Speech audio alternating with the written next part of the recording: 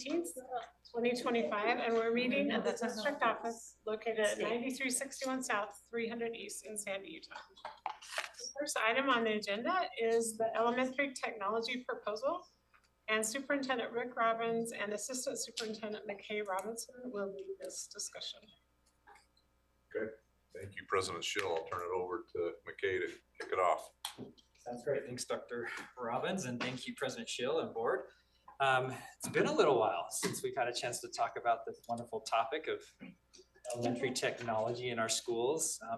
And we'll be talking about the timeline here in just a minute, but one of the main reasons why we haven't talked about it until now, since the last time, was just simply because we didn't want any families or any of our constituents to feel as though we were trying to push something through without, over the summer months or whatnot. So, and plus we've been working on quite a few other things in that tech world. So we'll go through all of that and just revisit so that you're all fully aware. So I'm not going to spend a lot of time on this timeline, but this is basically from the time that you as the board asked us as administrators to start looking into different things and coming up with some proposals. And you can see the different timeline there where we created a tech advisory committee with parents.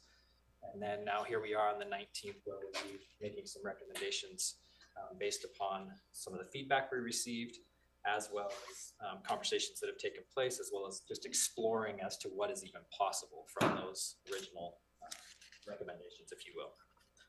So as a reminder, the committee was formed with this group of parents. I think a key point to remember is this is strictly elementary, and we've been focused on the elementary world. And so during those committee meetings, there were a couple of times we had to redirect and or remind that this was an elementary focus, not our secondary friends. And then the last line in this was also key to remind the committee that it was everyone that was participating, that the board ultimately makes these decisions and that we're not there making those decisions. We're basically coming up with different ideas and solutions and then proposing them to all of you. So moving forward, just as again, this is what the committee consisted of. You can see the number of individuals that are there, and these are really great people. And so I just, again, want to give a huge shout out to everyone that participated. It was fun to be a part of, and the conversations were great, and people were very passionate in all different aspects and areas of just trying to provide the best education. So wanted to, again, revisit the adjustments that have already been made. From the in between the very first time that we started talking about this back in March up until today, just a few of the different changes. Teachers have been asked to eliminate Chromebook free use time. So oftentimes you'll hear about fast finisher activities in elementary school. So that's been eliminated, and they've been asked not to do that. We actually just reminded them of that again during the principals trainings, as well as all the peaks and everything that took place with the teachers. So that should be very clear. At the elementary level, CSD, basically we blocked multiple categories that were concerning before, like media file sharing, video, TV, music. And then what that typically does is when you eliminate a category, it has an impact on other programs that are actually running and functioning that are approved. And so we had to find a way to bring those back in and skirt the category filtering process, if you will. So Kenya's district, we've also committed to providing regular digital citizenship updates. I'll slow down and try not to bore you all too much. And then audited classrooms, just to see how much screen time was actually taking place. We had shared that several months ago.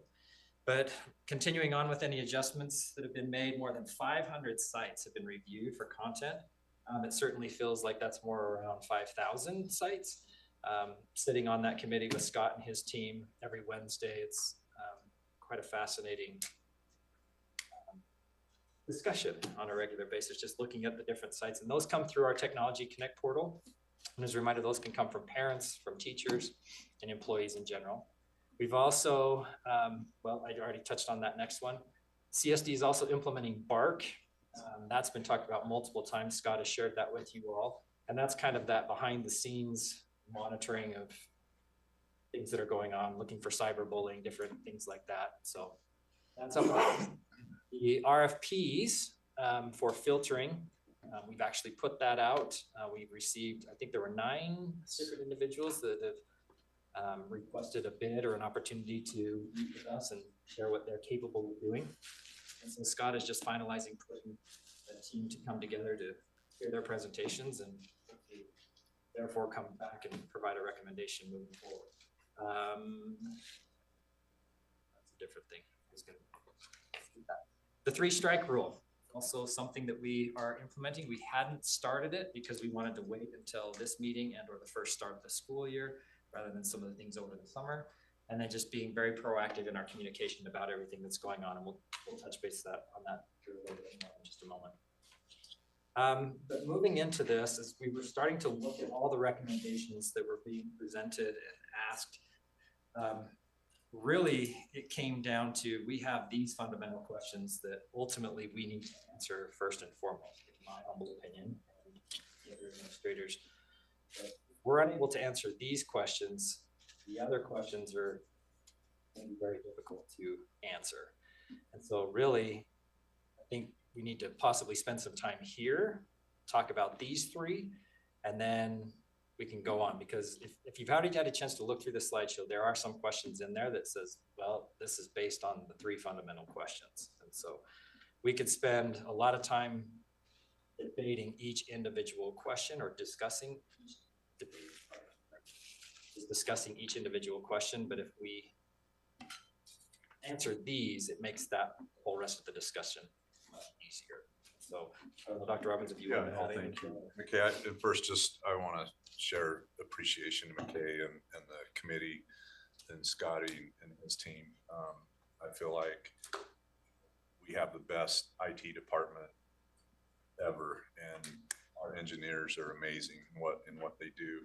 I think, as McKay and I talked about this, the direction that the district is heading, we're kind of at a crossroads when it comes to technology integration, right? And you think about the ecosystem and just our instructional model, how germane technology is in that process, and the balance that we're trying to seek between, using less technology and more direct instruction and focus on relationships, but at the same time, recognizing the great power that technology brings when in this day and age, we're being asked by all.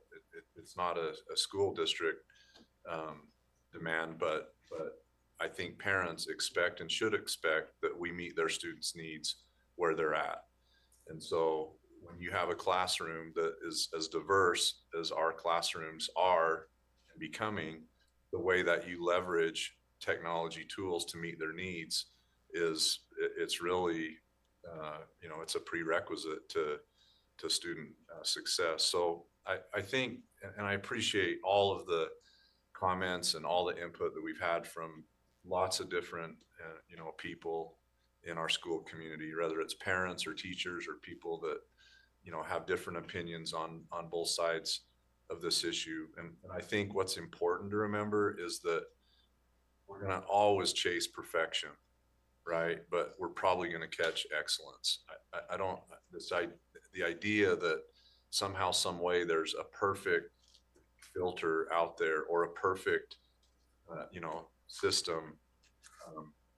Technology is changing by the second faster than any of us can even imagine. And so, are we going to be part of that evolution? Which that really is preparing our students, for their future or not. And so I think it was important as we put these questions together, and I appreciate McKay really articulating these the way they are, because it's not that we're asking the board for a vote on whether or not these are right, wrong, or indifferent, but I think fundamentally to our system and how we educate kids and our instructional model, these are very fundamental to that purpose. And the direction that we're going is that we're utilizing these tools to meet students' needs where they're at by really personalizing their experience. And I hear sometimes people say, well, hey, you know, we didn't have technology. Why can't we just go back to that? Well, yeah, the world's not there. It's changed. The workforce has changed. The demands for choice have changed. All of these things. And quite frankly, I mean, I think about, and I'm speaking just for Rick, but my own experience was, you know, my teachers were great, but they taught to the middle. And if I got it, great. If I didn't get it, well, you know, I guess that's on me. But now, you know, our expectation is really changed and shifted to learning way more than teaching. And that is a dynamic ask of our teachers to make that happen. And so up to this point, I feel like we've done everything in our power. Our teachers have been miracle workers to balance the requests of, you know, lower technology, more technology, or, you know, what does that look like in lesson planning and delivering instruction and building relationships and trying to manage all of that at the same time. And so I don't see this as a major issue in the district right now, but I think we're kind of at that point where lots of people are asking, what is the future? What is our direction? And we can't really answer a lot of those questions unless, you know, they're grounded in the principles of what we, the board, and our community support and believe. So anyway, teeing it up to have a healthy discussion. Okay, Lauren, so I do think, I mean, if we've all read through the slide deck, there's a lot of questions later on, and unless we answer these questions, we're going to be here for like 3 hours debating every other question. So I would really like us to hopefully answer these questions to start. So, okay, so the first one, do we consider technology to be an essential and valuable part of our educational ecosystem? Mrs. Daly. I don't think it's essential to education. I think it's essential to make our teachers' jobs manageable. As we talk about, the range that teachers are having to teach to is so wide nowadays. And so I think it's a very valuable part of our educational ecosystem. I don't think it's essential, but that it's absolutely necessary, except it helps the teachers. We can educate kids without technology, but the teachers are planning 10 different lessons for a classroom now to meet those needs. And I think technology helps give them quicker feedback, and I think provides a better learning environment for our students because they're able to quickly get feedback on how a student is doing. Whereas instead of they might have to wait 3 or 4 days before they get around to grading something. And so I think it's super valuable. And Mr. Edel? And I would differ that I think it is essential. I think that the more exposure you have to technology, the easier technology is going to be in the future. And quite frankly, when these kids go out into the workforce, if they don't have experience with technology, they don't have jobs. Okay, thank you. Anyone else? Mrs. Oaks.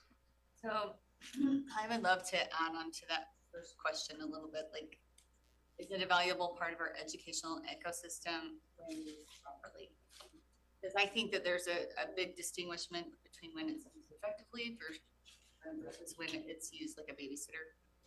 And I think that's where a lot of concerns that we've heard from parents arise, and I think they're valid, and they're concerns that are similar to what I had when my kids were younger.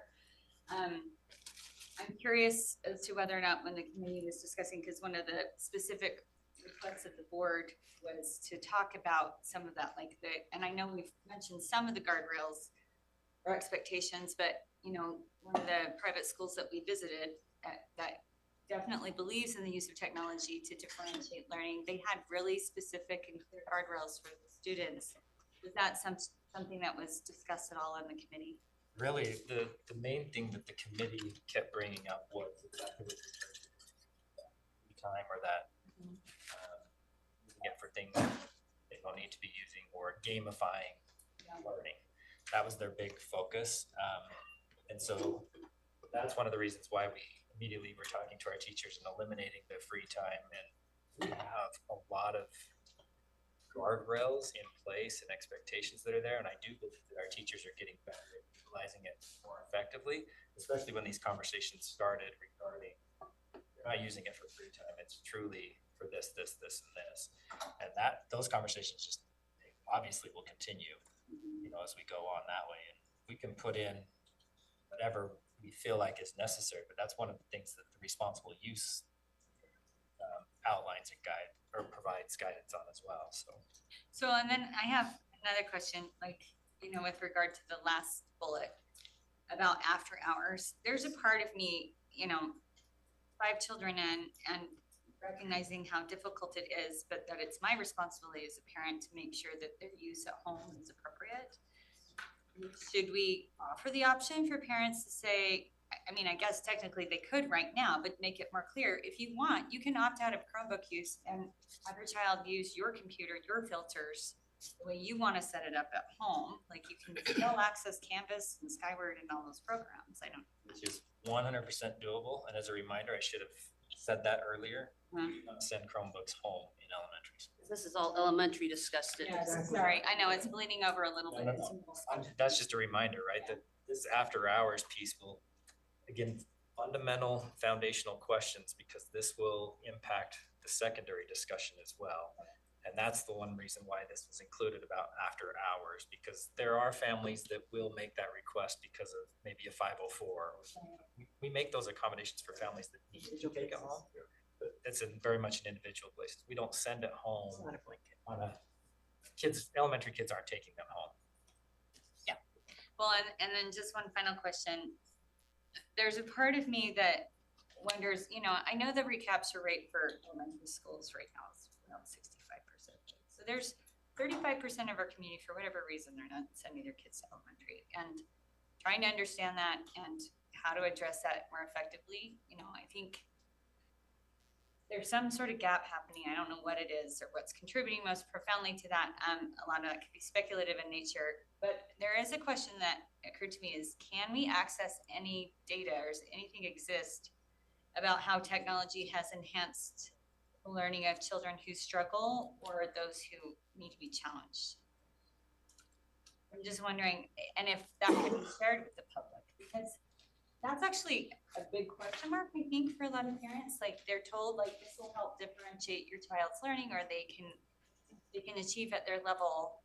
Is there effective data showing that that's effectively happening as a result of? My thought on that, Amanda, is most of the apps that we do employ do that. We give teachers that feedback of where a student is in their learning and targeting whatever skill they're working on, it's at their level from that point. It's not setting every student in the same exact place. So is it a perfect science? No, I don't think it is. But I think if it's used correctly, and I'm not an elementary expert, but what I witness is when teachers really utilize it in small group rotations, the way that I've seen it done, and it's with hands-on teacher coaching and guiding with the technology, then it is effective. But yeah, it does come down to the technology by itself is never going to be the tool that makes the difference. It's the teacher's skill, right? And so I think continuing to support our teachers the best that we can, and really evaluating what apps and tools are out there that are the best and that provide that feedback, so. Thank you. Mrs. Nyborn? Yeah, so first off, thank you, McKay, for getting this committee and this project with everyone. I'm very grateful. I think that we consider technology to be an essential and valuable part of our educational ecosystem. I think, my answer to that is yes, it is. However, I think the further bullet points work under the assumption that we are saying our current technology systems. But the first bullet point doesn't. It seems more of a philosophical, do we consider it to be essential? I would agree with Andrew. I think technology is essential. However, the technology system we're currently using, is that essential in elementary school? And I would say my answer to that is no. I think the current way we are utilizing technology in elementary school is not essential. I think there are other ways we can utilize it and change it, and we would have a positive impact. It wouldn't be a negative impact. So I just want to qualify that, because then it feels like we're going down this way about Chromebooks, but there's other ways that we can involve technology and utilize it in classrooms besides like Chromebooks or iPads. Like, I think one thing that's been brought up a lot by parent groups is when they're saying we want to opt our children out of Chromebooks, is they're totally fine with them going to like a computer class, and they're fine with them having technology in their education. Their concern is what's happening with the technology in the classroom daily. And having been in elementary school classrooms a lot, the last fourth quarter of last year, I would definitely say that that when we break children into small groups, definitely, absolutely, even with our best and brightest teachers, we're definitely using technology in a gamify way for certain small groups as we're trying to do some more personalized learning. And there are some things that are absolutely maybe not best practice going on. And I think that if I were a teacher teaching in that grade under our current system, I would probably be doing the exact same thing because of the accessibility of it and how you're using it to navigate with different small groups. So I think that we need to look at that. Can I ask a clarifying question? Yeah. So when you're referring to small groups and they're gamifying, participating in a gamified event, is this like a free time, play whatever you want, or is it one of our envisioned math programs that's enhancing and reinforcing the math strategy that they were doing, and it's a game-like approach, because that's what our computer programs do. Yeah. Like Dreambox or something? Yeah, I would say there's a little bit of both. I think when there's rotating to say math and small group reading, and then there's like in a classroom, it's working on your packets and then doing small group reading and doing math. And I was running math. And then the kids, once they've rotated through all the groups and they're done with their packet, then they are allowed to be on the iPad, and some are playing educational games, and then some are doing other things on the iPad. And I think that's something we need to really look at, because I think I agree with what Amanda was saying. I think that there's a lot of different models out there with different elementary school experiences, Montessori and other different experiences that we could be utilizing during small groups. And maybe we don't need to have every child a one-to-one technology, especially in the earliest elementary years. I would actually be a strong advocate of not having that they maybe have Apple Cart time, but that it's not something that is in the classroom at all times. I would be very much in favor of that. So I think we need to look at and explore how we're using technology. What really, if we spend a day in a classroom, how much it's being used. And I just want to emphasize, this is absolutely not faulting teachers whatsoever. I think it's just the system we have right now. Thank you, Mrs. Patterson. Building on what Holly had said, I do think technology is essential with instruction. I think we do need to create times where not just keyboarding, okay? Maybe a little bit more about how to log in. Well, we do that with the youngest ones, but we need to review some rules for the computer every single time, which I think most teachers do. But I think it needs to be laid out exactly what they need to cover. You have to remember that when we have been doing this study, it started in March. Okay, you're looking at the system that has been around. We have not instituted, we made suggestions to the teachers that they shouldn't use it. Principals are told now that they can't. Right. Okay, so if you went into a classroom this coming year, I don't think you're gonna see what you saw before, because other things are being asked.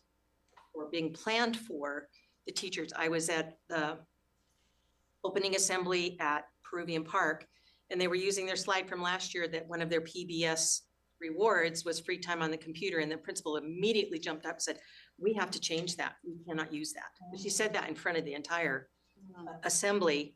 And then afterwards, I went over and we were talking about they can do games with their teacher for 10 minutes, as in, it's just a nice break and group thing when you do heads up, 7 up, that kind of stuff. Yeah. So if you earn that, that takes no prep, takes 10 minutes, doesn't need to be set up or put down. Anyway, she recognized, and I thought, good for you, you know, because you pull up the usual stuff.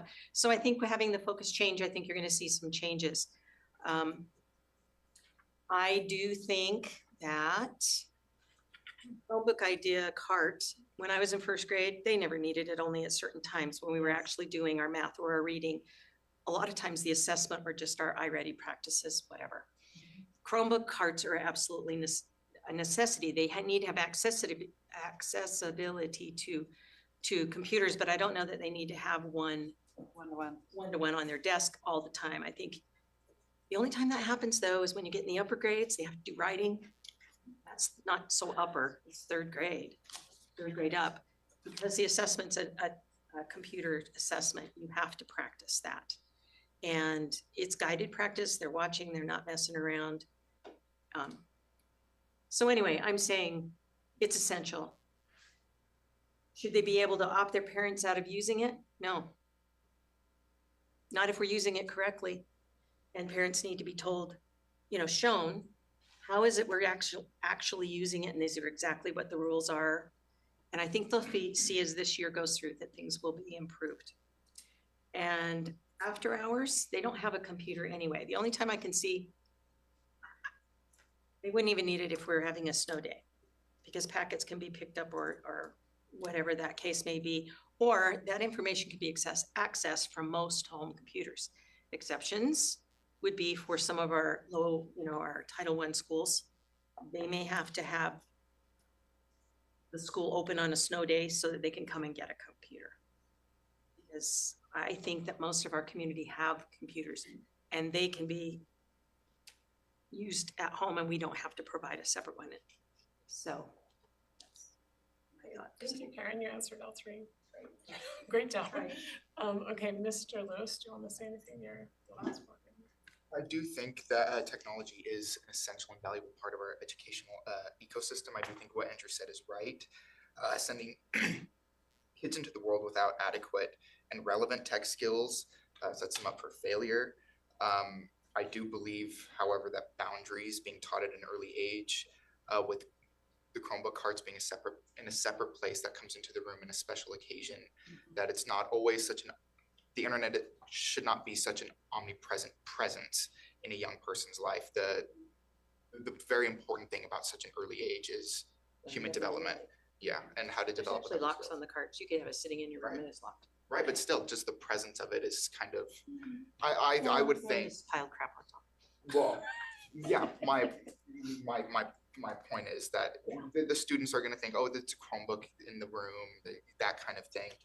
Just having that like psychological barrier between them and the internet at a young age, I think sets students up well to have healthy boundaries between them, the internet, and what the internet/technology as they age. Thank you. Let me just go last and then Amanda, I'll let you ask that other question. I do think it's essential too. So I know several of us have read this book and I got this in our board meeting for one of our patrons, so thank you. I have read it. What? Oh, sorry, The Anxious Generation by Jonathan Haidt. But he has a whole section on what schools can do, and the two things he said the schools can do is number one, have more free time, and number two, ban cell phones. And I'm gonna read a quote from, this is on page 251 from the book. He said, so I would never say that we need internet-free schools or students. It's the personal devices that students carry with them throughout the school day that have the worst cost-benefit ratio. That is what is most disruptive to learning relationships. So basically, he even says we shouldn't get rid of technology, right? Like, he said, it's the personal devices, it's the phones that is the worst. So I do believe like it is an essential and important part. I don't feel like Amanda really answered, but everyone, the majority other than Holly said we all do feel like it's essential. I mean, you guys, you Wait, I added said it was the- essential too. I'm just saying, not necessarily our current system, but I still want We're technology. kind of in the middle of changing right now, so to me, like, that's kind of hard. Yeah, it's hard to distinguish really, because I feel like we are, because all those recommendations we're gonna start that's in this presentation will change how we're using it. So Right, it's all about more this So- intentional tech. I think we're really Yes. trying to get that's like, what everyone are we said, using yes. it for an educational purpose and not an instructional Yes. purpose? So can I just, let me just Yeah. summarize or Summarize. clarify. So one, I get the sense that we're leaning toward more of a cart, at least maybe K3, more of a cart environment. Okay, right? I mean, and then secondly, so I'm just throwing that out there then. Secondly, I think to answer, another question here is the ability to opt out of Chromebook use altogether, because up to this point, it's not many, but the request, and it's, this is where our principals are at and asking for guidance is parents that are requesting no Chromebook use and our teacher deliver a lesson or instruction that has no Chromebook use as part of it. Well, I think that's the second question, and I'd like to just maybe Okay, quickly to do ask that, all the okay. board members But that. am I summarizing the Yes. K3 Yes. part Yes. concept? So is that how we all feel? Yes, I think. Well, yeah, even 4, 5 can have, they all have carts in the classroom, but the idea that there's a place to store it, that it doesn't have to live in a kid's desk all day long. That it's stored and it's charging unless they're doing an intentional activity. with So it. do you guys see that more as it's separate and then they bring those out, or is it a brain booster setting where they go to a lab or? No, cause it's gotta be, I mean, if you're really using it for scaffolding and things like that, it has to be something that's done on a daily basis. Just doing it once a week, your typing is not gonna get better, or Okay. whatever it is. But having said that though, I mean, wouldn't it save money for the district and also help us not to have it be like on the desk mentality? Cause I think that's a little hard to say, okay, we're still one-to-one technology, but it stays on the carts, but we're using them in and out throughout the whole day. They're just gonna end up on the desk. Never had them on the desk. Their own. That's what we do. No, That- no, no, no. Yeah. It's already in the carts. They're already in the carts. No one keeps them on their desk, trust me. Yes, but I mean, I've been in the classroom. They're on the desk a lot. I mean, I don't think there's any difference if we're saying, if essentially what you're saying is Apple Cart or, Chromebook cart and you pull it in and out throughout the day, that is what we are currently doing. What I was saying is if we did it like how we used to do it, where it was actually a cart, so say, the first couple hours, like you could, essentially you could actually have 2 classrooms share. You could have one classroom have it for the first couple hours of the day and then other classroom have it for the other couple hours of the day, which, you could look into. I think for me, this probably is a broader discussion, but there is some really fascinating things coming out with research right now. I'd love to have the people come and talk to us here, but I think that we just need to be very cognizant of the fact that the earlier you are introducing X amount of screen time to children at a younger age, there just comes with that a lot of responsibility. And with the social development and all the other things, I would like to see our younger elementary school kids have less screen time than we currently have in the classroom. I am a big proponent of that. And I think we have, At least in K. and I'm not, The middle hands aren't big enough. yeah, keyboarding is a waste, but there's ways to implement technology correctly and it's not keyboarding. But I think essentially we absolutely should reduce screen time, K-3. I really believe that very, very strongly. You'll actually see that on one of the future slides too. It's a recommendation. I don't like micromanaging how they're gonna use the carts. And I Let's let have- the schools work out the programs in their own schools on how they're going to use their carts. and how much time they're gonna use it. Having it in your room or not in your room, that's a school decision. Yeah, but for us, it's a budget decision because also, They're already all there. I know, but we have to replace them and we have to They be die out, outdated. and we can go. Yes, but like, Oh, They're all there. Can I just say something? As being on the board for, 10 and a half years, I remember the days when Scott would come and present, and it was our dream. It was our goal to have one-to-one technology. And then to see you saying you want to take that back, like, I feel like that's going backwards. Like, that's going back in time. It's not How we use it, it's Well, not how many's in the room. in the it's how last, we use it. in the last 5 years that I've been on the board, I definitely believe that we are having growing concern with parents with Chromebook usage, especially in the younger ages. I think this question about should we have accessibility after hours, we all know they don't take Chromebooks home, but we also know that we have had incidences in elementary schools with kids getting on shared Google Docs and doing some, it's really sad bullying situations. Being that happen. addressed in the slides though. Yes, and it is being adjusted in the slides, but I Strikes. just, yeah. It's 3 Okay, strikes, we it's kind of all need to there. wrap up. I think we all hear what you're saying. But I think the majority of us think we're moving in the right direction. Like, we're not perfect, but we can always revisit this. We'll, as a team, we'll look at the K-3 situation. I mean, there's some things there we can do. So Well, and I think we have to be careful though because with third grade, they start to have to take the that's state true. testing. Or maybe So it's really a K2. K2, and that's part of the problem is K2. it's the Yeah, state K2. mandated stuff that's It's not our Part of fault. it. forcing the youth, like they have to be able to They have use to. technology starting in third grade. So reading passages have to be computerized so that they can practice for So this, finding quick answers. question, just to clarify, because I think it's important for me to understand and also for the public at large. Can you remind us, McKay, how the 3-strike rule would work? How that functions? Yep.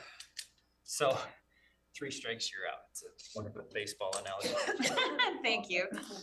But essentially, anytime a student accesses or tries to access something that has been blocked or filtered or is deemed inappropriate, basically there's an email that's sent that notifies the individual as well their parents that said, hey, this searching was taking place, so forth, so on.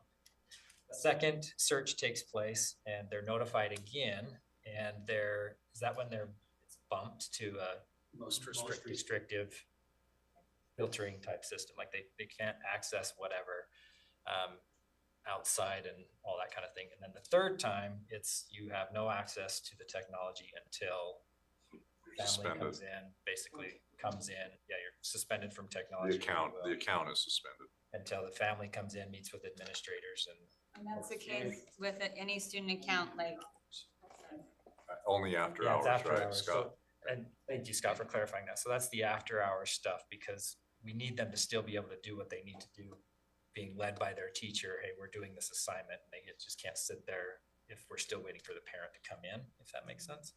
But it would not allow for that after hour getting on, whatever may happen. It just kind of shuts everything else down. And and I appreciate Scott and McKay's work on this. It's, initially when I kind of threw that idea out there, it seemed a lot more black and white to me.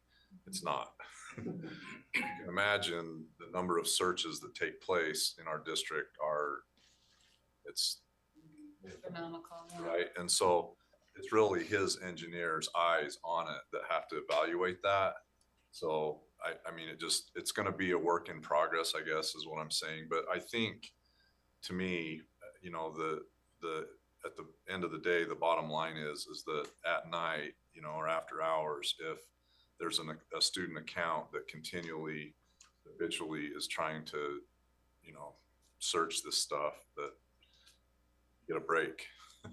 And you hit pause until you come in and talk to us about what's going on, and then we work through that. I don't think we're trying to be, punitive, but we're just trying to employ strategies to protect kids. Does it matter who's using the student account? It's a student account. So Leave it so at that. if Mom's doing it on the student To account. me, whoever, It's still the student account, doesn't so matter. therefore you can shut It's it that down. account. Whoever's doing it, I don't Shouldn't be. know. Yeah, because Okay, guys, we need to go to question number 2. So Karen already answered it, that parents should be allowed. Can we just go around and just say quickly what you think? If you need to add some explanation, that is fine, but we're never gonna get through this PowerPoint if we don't hurry, but it's a good discussion, so thank you. Okay. Mr. Lewis, yeah. In a simple answer, no, I think it creates too much of a burden to have to do two separate curriculums for teachers. Mrs. Oaks. No, with a caveat, and that is, I feel like a one-time committee discussion about how to make sure this is functioning, it needs to, is not enough. And to me, this discussion in part should probably fall under high-quality learning. It's not high-quality learning if it's not mindful, right? And so it's something that I think needs to be touched on a more consistent basis in the district, and I only feel comfortable saying no to that bullet if we're making sure that it's really being used effectively. And so that's where I'm at on that. Okay, thank you, Mr. Edel. I think state law says that we're required to let them opt out of it, but at the same time, that doesn't say that we have to provide a parallel track for them to study. But state law says they can opt out of any instructional time during the day. That's true. And so if that means that they have to sit there and not do something, that is what it is. But we don't have two separate teachers in the classroom teaching two separate things. So I hope that's clear. It is, thank you. Katie. I would say no, because it's not fair to our teachers. I don't think it's really fair to the kids. Mrs. Nybar. We're a parent rights state, and I think that there'll be message billing on a message bill on this exact topic if we aren't cognizant of that. So I think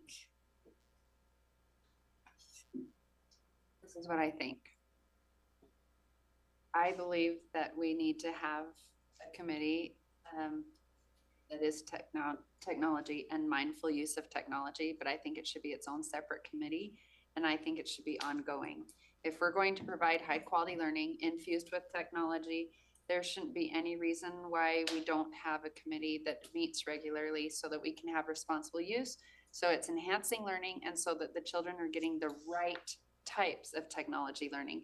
We have guys that have come to, parent nights at the schools and saying, my whole job is technology, and why aren't the kids in middle school learning this and this and this? And I think if we're going to be cutting edge and we're going to be high quality learning with technology, then that should be a standing committee, because I think when we hand that technology to children, there is a lot of liability. And so I think we need to be first and foremost with safety and teaching kids responsible use of technology.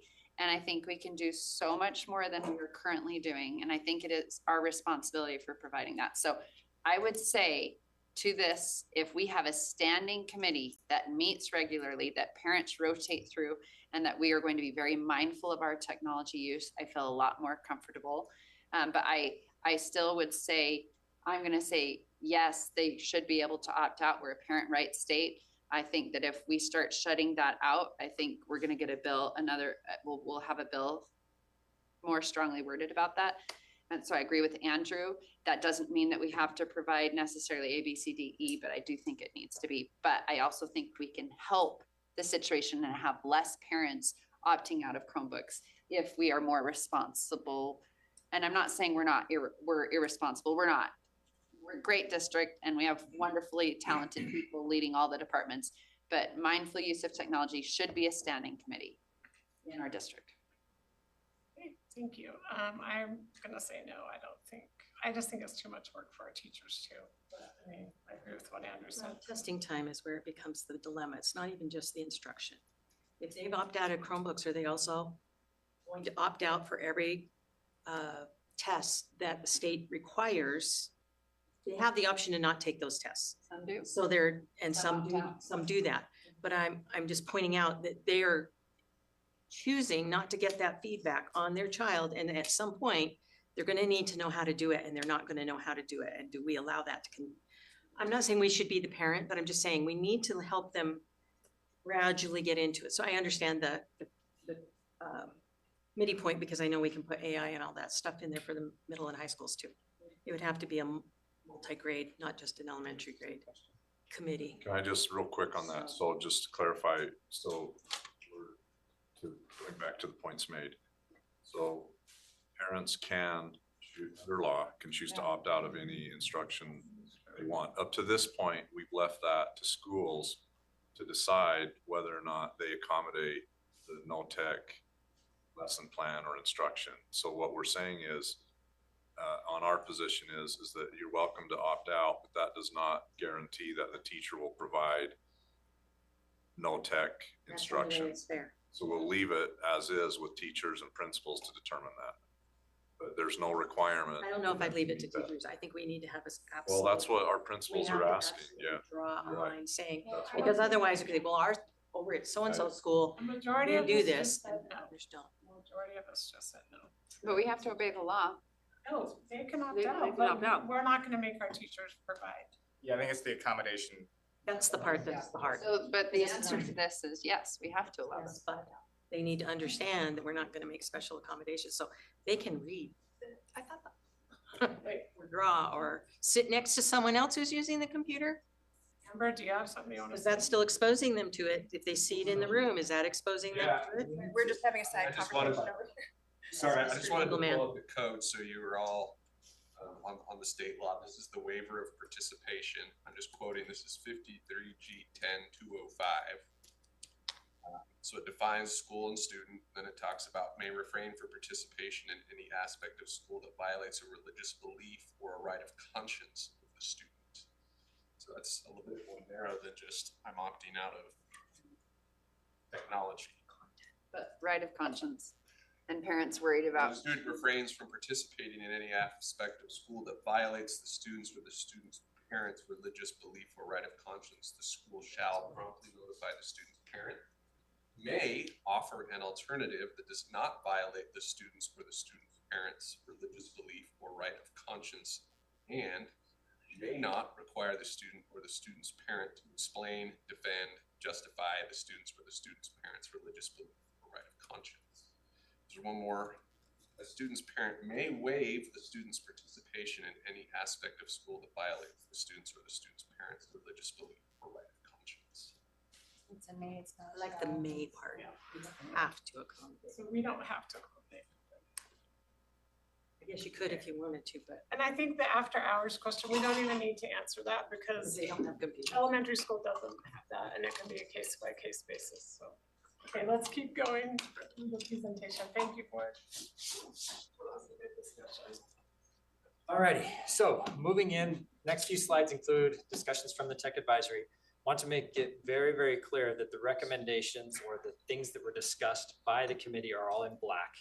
And then after we dug into them, discovered what could be done, as well as just, you know, basing it off of philosophy and everything, their actual recommendations are in red. From administration, the discussion, so forth. So on. So, the tech advisory is necessarily running all these recommendations. That's clear there. So can summarize them into these four main areas. We'll touch on each of those as we get into the different recommendations. So starting off, we're in that strengthen transparency, training, and communication recommendations. So you can see here that the committee overall made these four different recommendations. We as administration are recommending that we adhere to each one of these as well, that we can put these into place. There was some concern that when the families are notified that it goes to spam or whatever, and so we would just need to make it very public and very helping them understand that you will be receiving emails from filteralert@canyonsdistrict.org, and so they can make sure that's not in their spam and all that. Parent Square is the central communication platform. We've been already pushing that heavily. We'll continue to do so, providing those simple, clear updates about tech policies, time expectations, all that good stuff. The main concern that they had with that is that anytime we have all these updates, it felt like everything was just given to them all at once, and they would like more periodic, you know, throughout the year or whatever, just kind of spreading it out. And then also including one-page communication summaries of back-to-school nights. And we actually started that this year at all the different elementaries and the schools, made them very specific to their grade level. Like they had a template and they just adjusted it for theirs. And so we would recommend that every single one of those happen. Any questions about any of those before I go on to the next one? Next area, providing teachers a summary of content keeper. So these are all the naughty searches, everything that's been filtered, blocked, flagged, everything, and it's basically a partial recommendation on our end. And the reason for that is several-fold. One being, don't necessarily understand why a teacher needs to know every single word that's been searched and or blocked.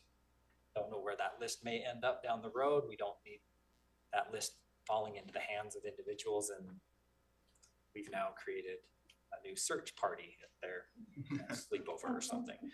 And so really it just comes down to providing that to our administrators and talking about whatever may be necessary. To offer a parent-signed tech agreement at the start of the school year to reinforce shared responsibility. I did not put anything next to that other than all of them being recommended that this take place.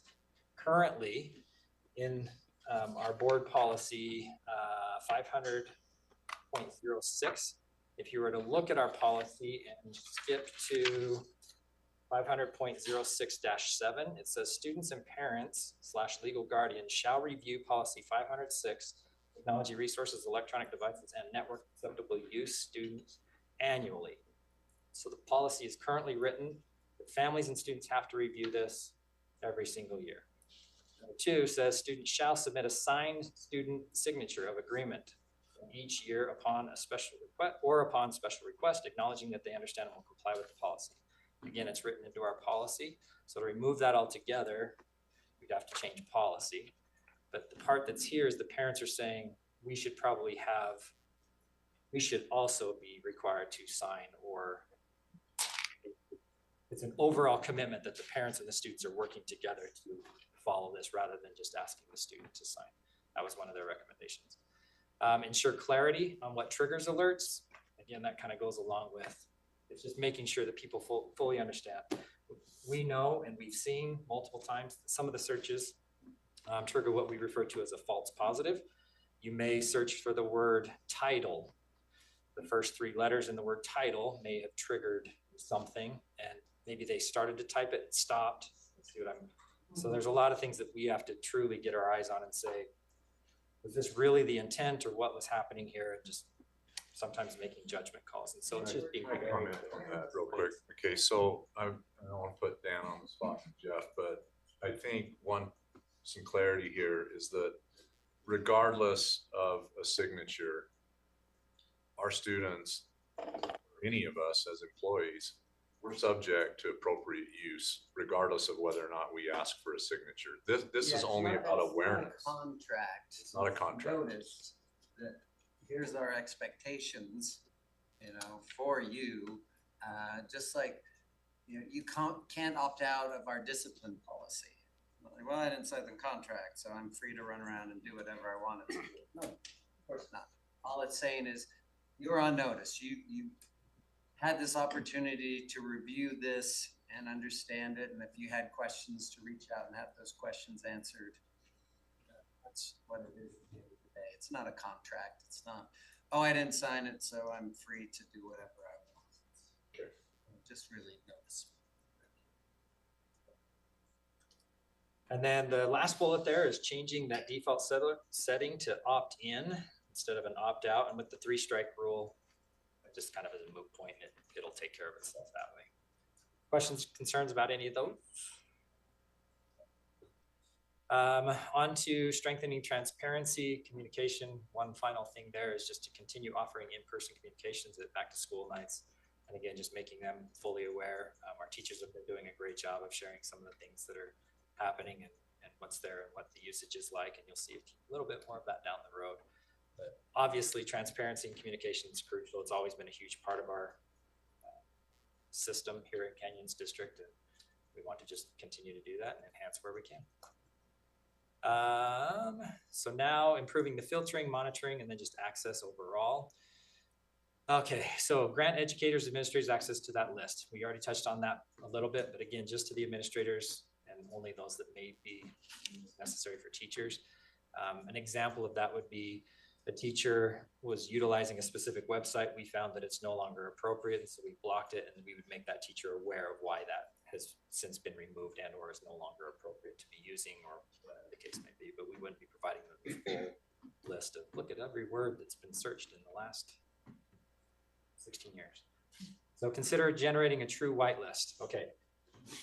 On the surface, a true whitelist sounds very simple, sounds very like, oh, duh, that's easy, let's make that happen. As you start to dig into that, that becomes a lot more comprehensive and a lot more difficult than we truly realize.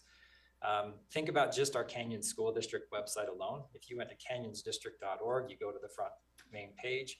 And if you think about every single link that's on that website, you have to make sure you go in and manually approve every single one of those links as well, depending on where they go. And that's a silly example because it's Canyons District, right? But we have other programs that do take that and we're able to block. Like if there's a link that's on there that takes us somewhere that we shouldn't be going, we've been blocking those, and that's a non-issue. But just creating a general whitelist, oftentimes we'll do what we talked about earlier, and that is wipes out a program that's already an approved program, and then we have to somehow figure out a way to rebuild that into the system. And so just an overall, these are the only 5 things that you can do. It's far more. High unintended consequences. Correct. Consider blocking high-risk terms like unblock. It's already been taken care of, not a problem.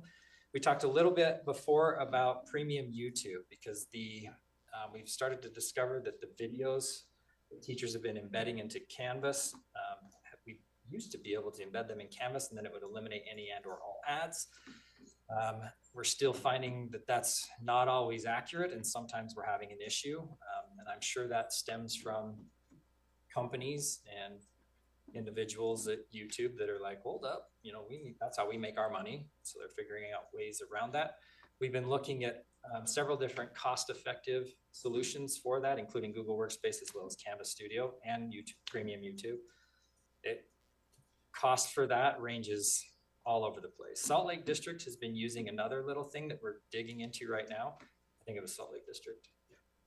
And they haven't had any problems, but they also were very open in saying we may just not have heard about any of those problems yet. Like people aren't upset or concerned about it because it hasn't been a hot topic. So we're looking into that. We will come back with a recommendation down the road of what we feel like would be the best there. But we truly want to have it without any concern whatsoever that if a teacher is utilizing a video that's found on YouTube, which there are amazing videos there that have been approved by our curriculum department, they're all there, that when they're shown, an ad doesn't show up or a flash doesn't show up.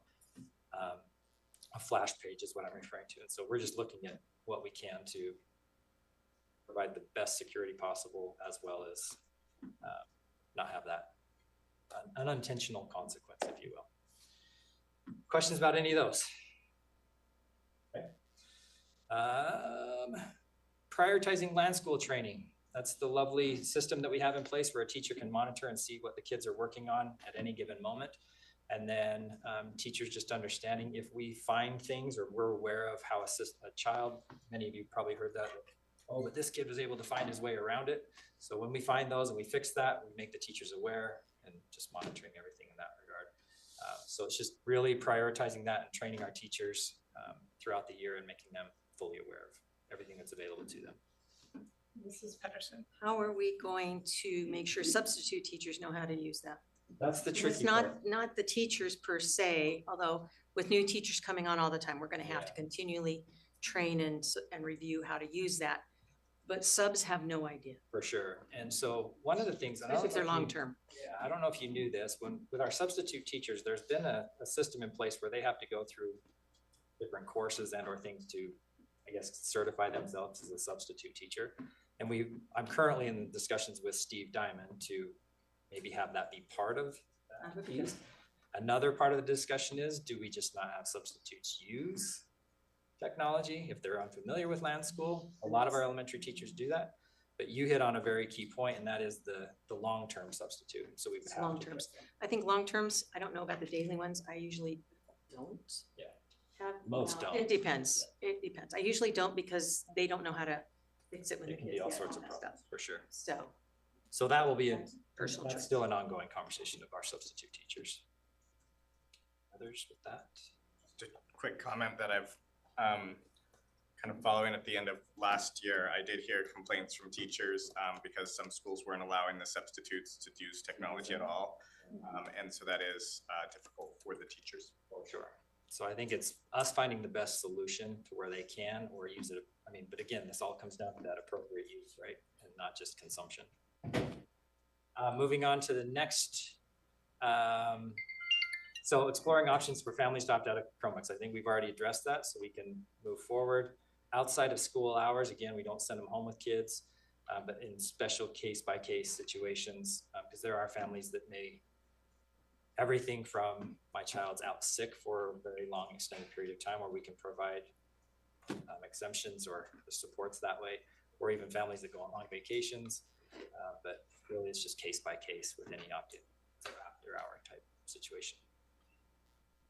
Supporting instructional balance and student well-being. Oh, please. Real quick, so are you saying we're gonna turn it off after hours for elementary? No, it's just it's actual device is what I was referring to. Just the device, but they don't take them home anyway, so it only would be an opt-in if they knew they were gonna be gone an extended period, they could So we check that provide Chromebook them. out, okay. Correct. Yep, sorry, I should have been more clear there. And then with our balanced tech usage, and this was a big part of our earlier conversation, right? 100%, it's a learning tool. It's a great opportunity for students to move forward, but it's not for entertainment. It really comes down to the productivity, not consumption. It's really where we're heading, and we need to continue to address that. I don't know if it's, let me see if it's on this slide. No, it's on an upcoming one, but I'll just talk about it right now really quickly because it came up multiple times as we were discussing in there. We've already started looking at and saying, what is the acceptable time that would take place on the device in kindergarten? What's acceptable in a first grade classroom, second grade, and so forth, so on, and putting those parameters in place. And so we're already having those conversations, and once we have all that firmly in place, we can always bring that back and share that as well. But I think you'll be quite pleased with the numbers that we're proposing or putting out there. And then considering, one parent did say, can we just use all the money that's used for some of these apps and these programs that help with the, what's the word I'm looking for? The personalized learning, the intervention pieces that take place with individual students. Can we just use that money for actual people? The unfortunate answer to that question is no. These are actually grant money where the state literally says, here's the money for this program and go use that program. So we can't just, if we say no to the money because it would mean those go away. That makes sense. We don't get to determine how that's used. And then consider eliminating one-to-one devices. Again, we can readdress that. Our recommendation is that that does not happen. I think we can easily address putting those boundaries and those parameters in place. But as soon as you start eliminating those, like President Schill said, you're kind of going backwards. But at the same time, it's very complicated at times to coordinate all those schedules when you have certain things that are taking place, especially if you are in, we have, here's our ELA block, here's our math block, and so forth. And if they're needing it for this, it's really hard to kind of shift that. However, making sure and ensuring that they're not just in their desk, they're not just using them for free time. It's really only for this, this, this, and this. That's easy, in my opinion. So, and then that was the same thing there with what we were talking about earlier. And then that's the communication that I was talking about, those grade level, grade specific expectations. Kindergarten's this, first grade's this, second grade's that. And we can have that consistent across the entire district that way. We too, just so you know, and to be very, very clear, I don't think there's an educator in this room that thinks this is the answer. Meaning, here's your Chromebook, go forth and do, and just become the best learner possible. Not a single person believes that that's even a reality. Our teachers are the best of the best, and we just need to continue to focus on that. But it's so complicated. Got 5 ML students, 5 students that are here, 5 students that are here, 5 students that are here, high poverty students, whatever the case may be, and you're trying to meet their needs and their demands in every situation. It's next to impossible to do as an individual all by yourself. So, human-centered interventions, where possible, use certified teachers. We already talked about that one a little bit. Again, just having all of our teachers be there. We all know about the financial situation that we find ourselves in and ongoing. We personally would love to have only humans doing the interventions, but these are, again, enhancing what's taking place, and the teachers rotate from group to group. And then considering allowing opt-outs, we already talked about that, fundamental question piece. I'm trying to hurry, I apologize. Doing great. Okay, because I'm sweating. Don't worry. Reinforce digital citizenship. So as you know, like our morning meetings and our Thrive Time, the parents absolutely love those. They want them to just continue and moving forward. I went back into the Thrive Time curriculum again this morning, and our digital citizenship is embedded in Thrive Time. And so our students are being taught this at least 6 times throughout the school year. That's very specific to digital citizenship and what's age appropriate for them. And it's everything from what happens with your digital footprint when you're doing certain things to don't talk to strangers online when you're playing games. You know, I mean, it's all over, and it's really fantastic stuff. So that's there. The parents love it. They want us to continue with it. And then basic instruction, teach students to develop philosophy. And that's what I was just describing. It's happening in our Thrive Time and our activities throughout the curriculum. And we will definitely continue to do that. We're always looking for ways of enhancing that because it becomes more and more prevalent in our students' lives. They're accessing technology on a consistent basis at home as well. And so just having them be thinking about all this is going to be crucial. Student behavior system. So the 3 strike, yep, we recommend that move forward. And then we've touched on that one a little bit as well. Anything that kind of flags reports, we're making the teachers were basically saying, if Billy in my class is searching these things on a regular basis, I'd like to know, and I can hopefully intervene before it goes to a whole nother level. Like Dr. Robbins was saying, this isn't about being punitive, it's about educating and teaching and helping them to understand what's appropriate. So the teachers were very adamant about, we'd love to be involved in this process, and if we can intervene, and because we have the relationship with them, and it's gonna work more effectively. So, and then this was just a final thing that we've shared once before. If we do have future discussions, the parents did express that we need to make sure that we are engaging diverse communities across the entire district. If you recall, the last time the main quote that was shared by the individual is, if you take a look around this room, we are all privileged individuals, and if we took technology away from our kids would be just fine. But if we took it away from another school community, they may not be. So we need to be mindful of that and include everyone in the conversation, not just our pocket of individuals. So that was that. That's only if we have future discussions. I didn't put a recommend or don't recommend because we'll follow whatever lead the board provides. But my recommendation would be, if further discussions take place, that it expands and is a more, what's the correct word? It's really just, it's more comprehensive of our entire district as a whole, not certain population. That's all I would ask. And that's with anything, but it's, in technology here. So overall, parents were thrilled. They were very thankful for the efforts. Of course, when I say thrilled, they were just grateful for the opportunity. And then as we see the same thing, there's always things that we can be improving upon, and we're going to continue that conversation, continue to do that. And then they also said that this continue into secondary schools. So that's just there, and I don't have recommend or don't recommend on that one, other than it's there, and I'm sharing it. Maybe you're reading between the lines of why I said I'm not putting recommend or don't recommend, because I see that being my thing. It's just a lot of time, that's all. But we can make whatever we need to make happen. Any other questions, concerns, worries? This is Dolly. So 3 strike rule, I mean, we've been talking about elementary, but that is implemented across all grade levels. Is that correct? Yes. So board, this isn't this isn't really something we need to vote on, right? It's not really policy. But so are we all okay with them moving forward with all these recommendations? Yes. Thank you, thank you, thank you.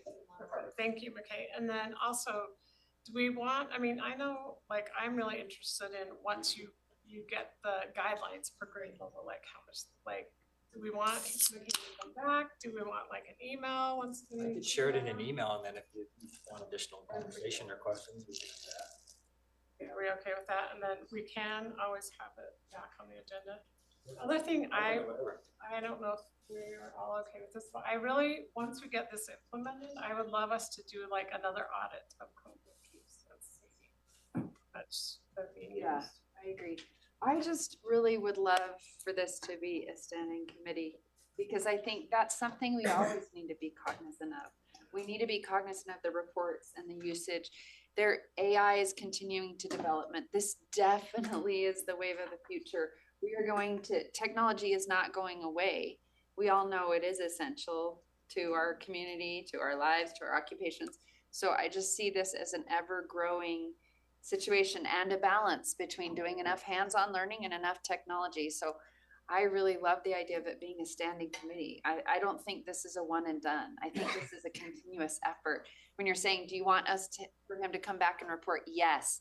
And I'm saying yes and always. I just feel like also that helps me as a board member feel like we're being as responsible as we can with the technology usage, so. Or Does the rest of anyone the else? board, what do you guys think? Do you want a standing committee? This is Well, a- I have spoken to this, and I just want to address something that hasn't really been discussed. I know 10+ years ago, the ask was for one-to-one technology. And then COVID happened.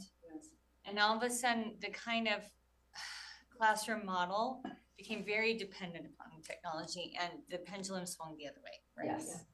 And I do feel very strongly that being able to get it back to where it needs to be appropriately is important. And I do feel like it is part of high quality learning. The strategic plan talks about hands-on learning, talks about a lot of different types of learning.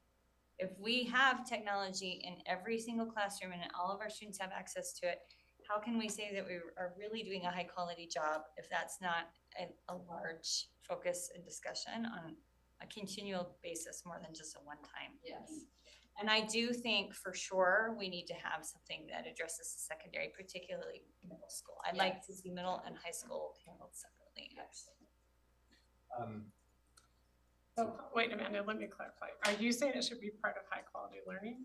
Or Either it's part of high quality learning, like whether it's a subcommittee of high quality learning, or it's its own, to me, I think that they probably need to work together. I Needs to feel, be a connection. I feel like they need to work together because there'll be some things that dovetail, but my concern is if it's part of high quality, like you were just saying, it's it's what we're in business for. It's the largest part of the strategic plan. There's so much to get through there. I feel like to have it combined, it's either going to get lost or it's gonna take over too much time. That's my concern. But my concern is, for instance, if we're looking at things like Avid. Yeah. And if high quality learning is looking at it in its own silo, and then over here, like, we have a technology committee that, what happens if those two things are conflicting somewhere? I mean, there needs to be conversations that take place to make sure that the goals of one are aligning with the goals of the other. So, anyway, sorry. I'm telling you. Can I say one other thing? I think though that's the thing with all of our committees, like access and opportunity also relates to high quality learning, but they're separate because there's so much to get through with both of them. So I think that all of those committees, they dovetail, there's things that are gonna overlap, and it's by purposeful design that it's overlapped, but they're also separate. Was my thought on that. anyone else have an opinion? We should put it on roundtable. Oh, good idea. We don't know, we don't have a roundtable plan, but we. I know, but we can make one, and that way we can thoroughly discuss it and we'll know more information about, like, we haven't seen his presentation yet. Here's one other thought that could be part of the roundtable, and my colleagues can shoot me later if they feel so inclined, but we have people within IT that are looking and working on this stuff constantly, right? From the filtering side, cleaning things up, how do we address this? How do we fix? How do we, all that, the how-tos, more that side of it.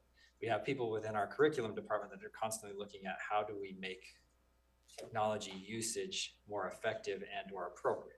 Like, we already have people that are already having these discussions every single day. And I know because I sit in those conversations quite regularly as well.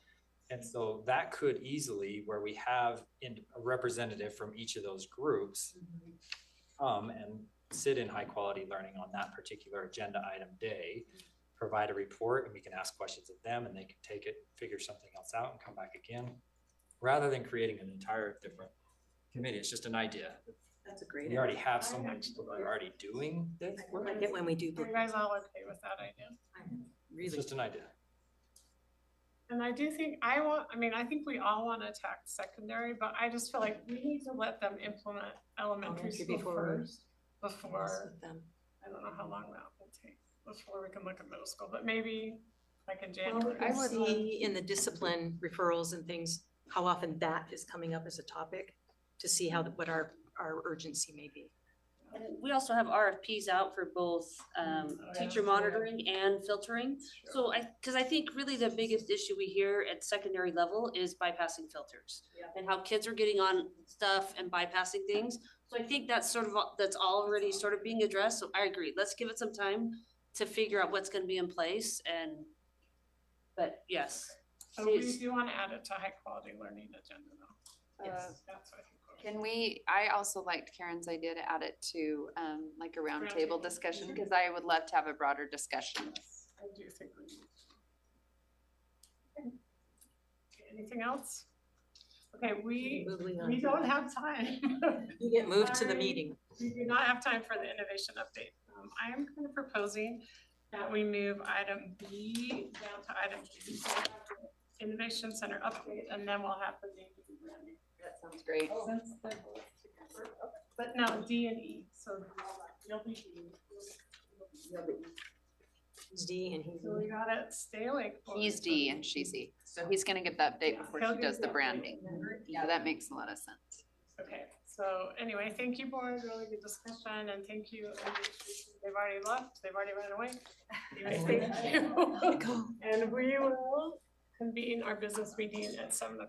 Thank you.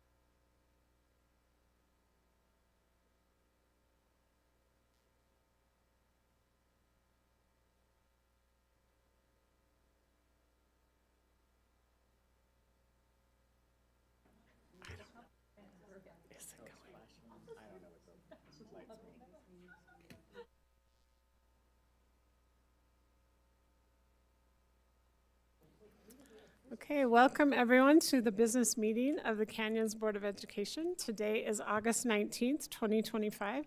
We're meeting at the district office located at 9361 South, 300 East in Sandy, Utah. The first item on the agenda is to approve the agenda for tonight. And so can I have a motion to approve with that change that we made in study session? I move that we approve the agenda with one change. We're moving item B from the study session, Innovation Center update, will now be item D. And in new business, item D, Canyons Innovation Center update and naming and branding discussion will now be item E. Okay, thank you. We have a motion. Is there a second to that motion? I'll second that motion. Okay, thank you. We have a motion and a second. Is there any discussion to the motion? Okay, seeing none, I will call for a vote. All in favor, say aye. Aye. Any opposed? Okay, that motion passes unanimously. The next item on the agenda is the Pledge of Allegiance, and tonight will be led by Albion Middle Principal Eric Gardner, and then after that we will hear some highlights of Albion. Please stand for the pledge. I pledge allegiance to the flag of the United States of America and to the republic for which it stands, one nation, under God, indivisible, with liberty and justice for all. Nothing like getting to present to the board on the second day of school, but in the words of Ricky Bobby, you're either first or you're last. Thank you for inviting me here tonight. I am Eric Gardner, the principal at Albion Middle School, home of the Knights, and this is my third year as principal there. Tonight, I would like to highlight 4 areas that I am super grateful about Albion. The first one is our parents. I think our parents at Albion are simply fantastic. The old adage, it takes a village to raise a child, is embraced by our school, and we are constantly striving for ways to include our parents. Each year we do a Bring Your Parent to School Day, and you wouldn't think we get a lot of parents out to a middle school, but this past year we had 300 attend, and it was such a great way for them to see what is going on inside of our school. Our parents also got involved in our first ever all-community read. They read the same book as their kids. They came to a book club that night, and they came to our assembly and got to participate right alongside their students. One unique thing we also do at Albion is we host a Parent Appreciation Week every year where it gives us, the teachers, and the kids a chance to give back to our parents. We serve them donuts at drop-off. We bring them to school. We make letters for them, and we just want them to know how much we appreciate them. The second thing that I am super grateful at our school is our students. They are simply amazing as well. And we work hard to try to amplify their voices as much as possible. We realized they were getting a little left out, and so this past year we worked really hard to include them in everything we did. Now when you show up at Albion, they are the ones that sit at the front desk. They help greet parents. They work with our special education students as peer tutors. They meet with me on a monthly basis and help change school rules and procedures. And they perform talents at our assemblies, and they create our Friday nightly news broadcasts that we send out. So we love our kids. The third thing that I'd like to highlight, I'm super grateful for, are our teachers. One's in the back right now. They are the backbone of everything that we do. Without them, it would be impossible. One of the things that I'm super grateful is we have invested heavily in our teachers of having a growth mindset and seeking out professional development opportunities. Each of our teachers has a chance every 3 years to attend a local or national conference of their choosing, which has just inspired them and lit that fire inside of them. And it shows that we just are trying to stay on the cutting edge of things.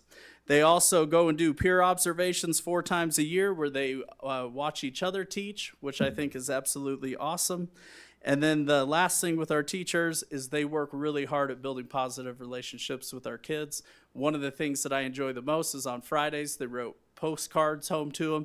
And I know the U.S. Postal Service usually is frowned upon, but what kid doesn't love getting a postcard in the mail with their name on it? It's so rare. Getting a piece of mail is awesome. The last thing I'd like to highlight at Albion Middle School is we have a culture of excellence. I have never walked in a building before and felt such a strong culture of that.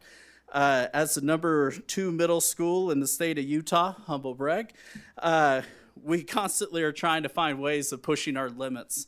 To start the school year, we are inspired by Walt Whitman and Ted Lasso, who said, "Be curious, not judgmental." And that is what we are embracing this year. We are being curious. We are finding ways to reach our kids in new ways that we haven't ever before, and hopefully push, pulling, and nudge them to continue being excellent in school and later in life. Thank you. Okay, thank you so much. We loved hearing about your highlights of parents, students, teachers, and a culture of excellence. And please tell your teachers and staff thank you from the board for all they do for students and the community. So thank you so much for being here. Okay, the next item on our agenda is the Canyon Strong recognitions. And Jeff Haney, Director, and Kirsten Stewart, Associate Director of Communications, will present this.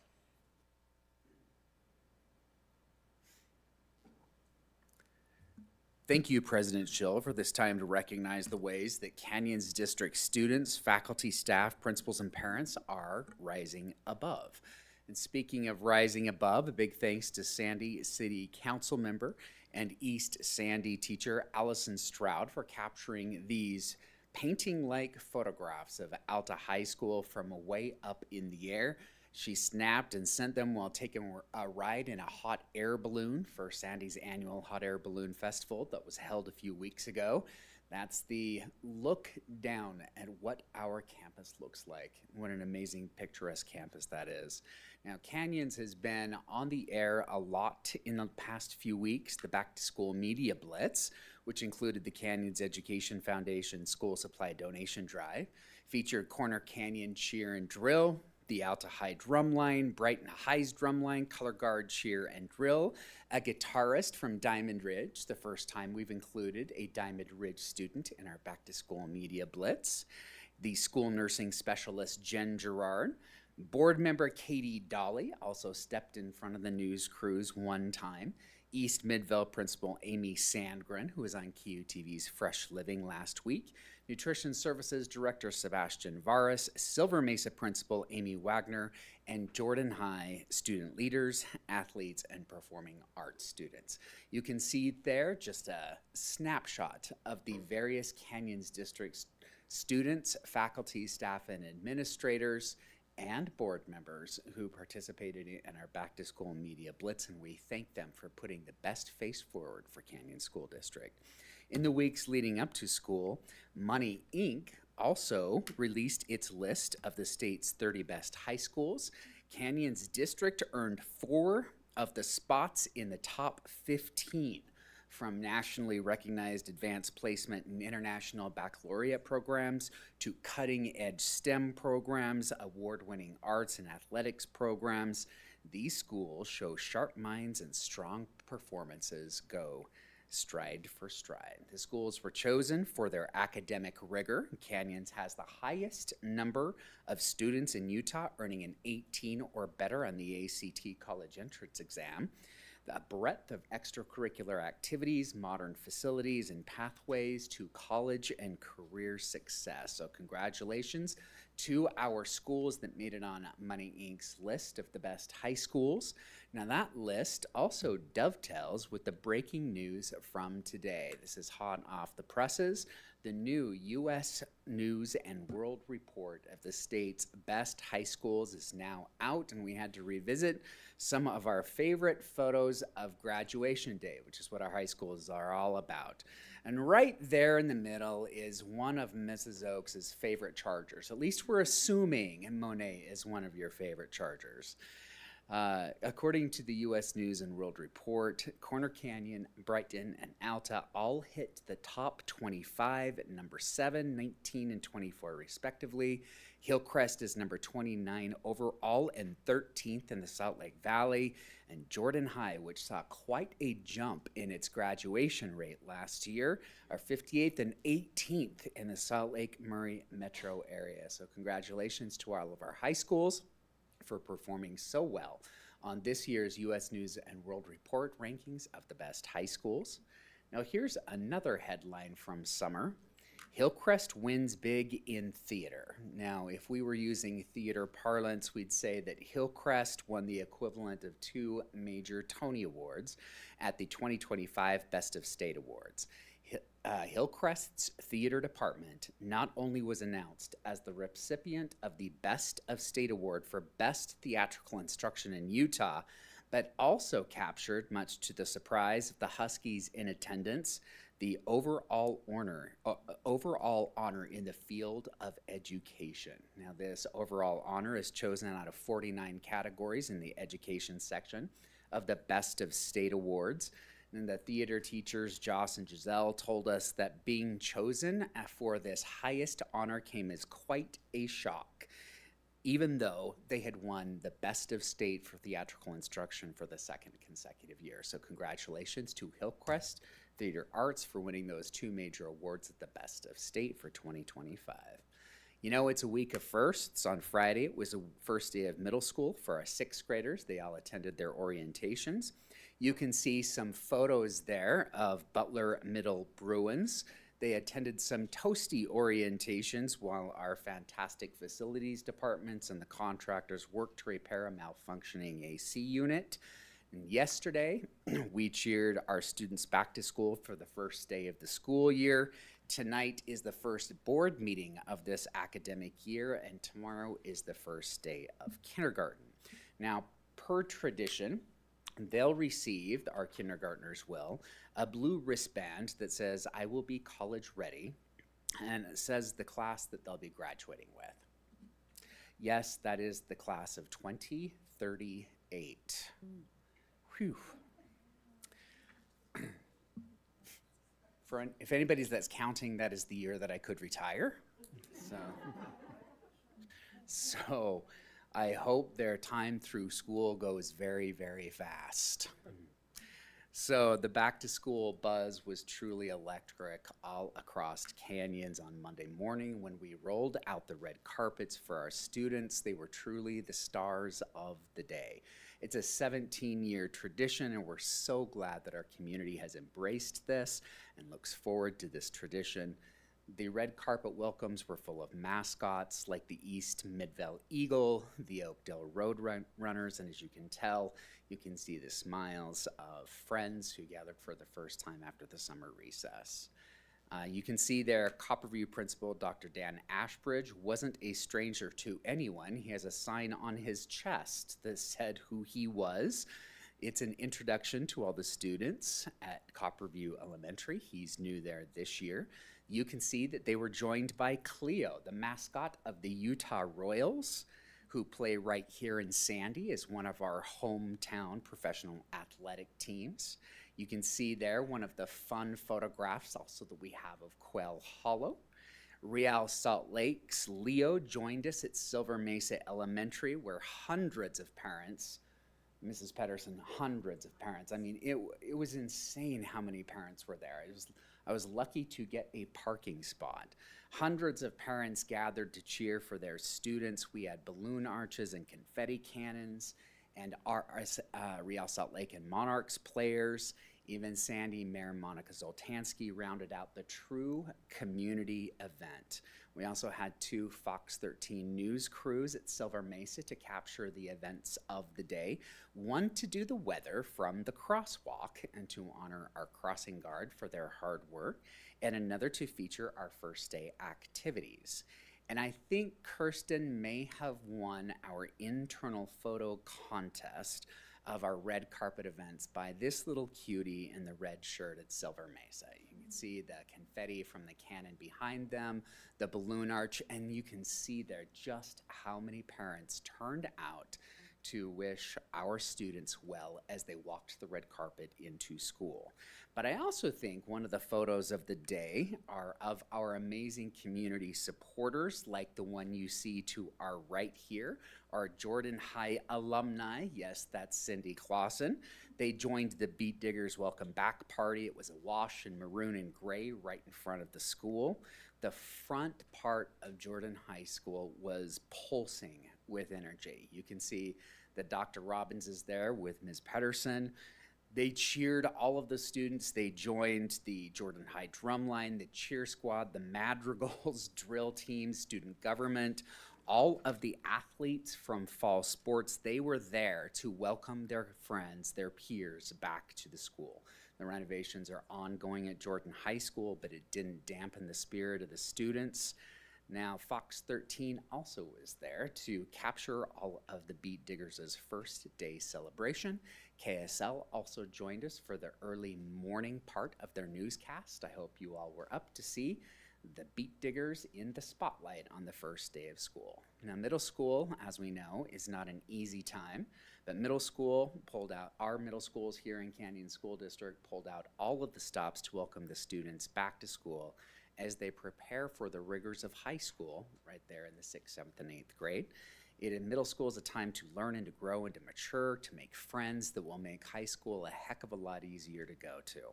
President Schill, you can see there, joined the Bruins on Monday, and it was a heck of a lot cooler than it was a couple days before that. And again, that's thanks to our amazing facilities department that worked really hard throughout the weekend to make sure the HVAC system got repaired in time for the start of school. Now, speaking of middle schools, Eastmont, the Patriots deserve a special shout out. Renovations are not done yet, not done to the point where it would be safe for the students, faculty, and staff to return to the school. So they pivoted online, at least for the first couple weeks of the school year. The first few days, obviously, were spent learning by remote, but that doesn't mean that the spirit was dampened. Teachers are in the building leading their online classes, and I understand that more than 100 students from the community are going to Eastmont every day to access the internet and get help from the teachers who are at the building. We realize this is not the ideal start to a school year, but the community has an amazing attitude about the situation, is looking forward to when they can get back into their school when the renovations are all done. And we are truly back. The red carpet welcome served the purpose of guiding our students back into school to start a year anew. So much to learn, so much to discover. Yellow buses have returned to our roads. Friday night lights shine brighter than ever, and auditoriums ring with the songs of 1,000 shows. So welcome back, Canyons, where you learn more, do more, and can be more. President Schill, thank you for the time to celebrate what makes us Canyons strong. We turn the time back to you. Okay, thank you, Mr. Haney. The next item on our agenda is the patron comments. So the board often designates time in meetings to listen to patrons of the district. Patron comment time is limited to residents and taxpayers of Canyons District, students and parents of students, and current employees of the district. Patrons may provide board members with written documents. These documents must be submitted to the board secretary, she's right over there, at the meeting, or emailed to the Office of Public Communications by noon of the day following the board meeting. Tonight, individuals will be given 3 minutes. Those representing groups will be given 5 minutes. Comments made during patron comment time are part of the public record. It is the board's practice to listen and take notes during patron comments. The Board of Education does not discuss matters that are not on the meeting's agenda, nor engage in public comment on individual students to protect their privacy or employee issues. If a patron wants to comment on a district employee's character, professional competence, or mental or physical health, the board requests that those comments be submitted to the board in writing. However, if the patron determines to verbally comment on those personal issues, the comments need to be civil and refrain from personal attacks, insults, defamatory, or slanderous comments about an individual. The Board of Education values inputs on all sides of issues. To maintain decorum and respect, we ask that those in attendance refrain from applause or other types of demonstrations during the patron comment time, as well as throughout the meeting. Comments must be age appropriate, considering children who may be present or viewing online. So the first person on the agenda is Krista Pippin, and she is representing a group.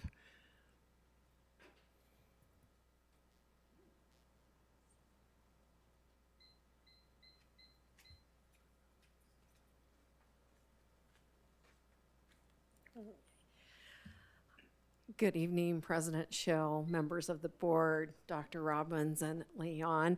We appreciate this time. We just wanted to introduce really quick the CEA Executive Board. We do have a newly elected member. This is Suzanne Hardy-Smith, and I'm gonna let her introduce herself real quick. Okay, I'm an educator, teacher.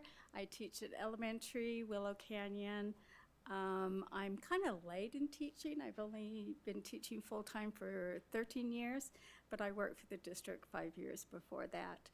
I absolutely love teaching, and I appreciate the board and all you do and listening, and especially I represent elementary, and we love the time we have to prep, so thank you for that. We are just handing out, Cindy has for you, our CEA Executive Board Directory.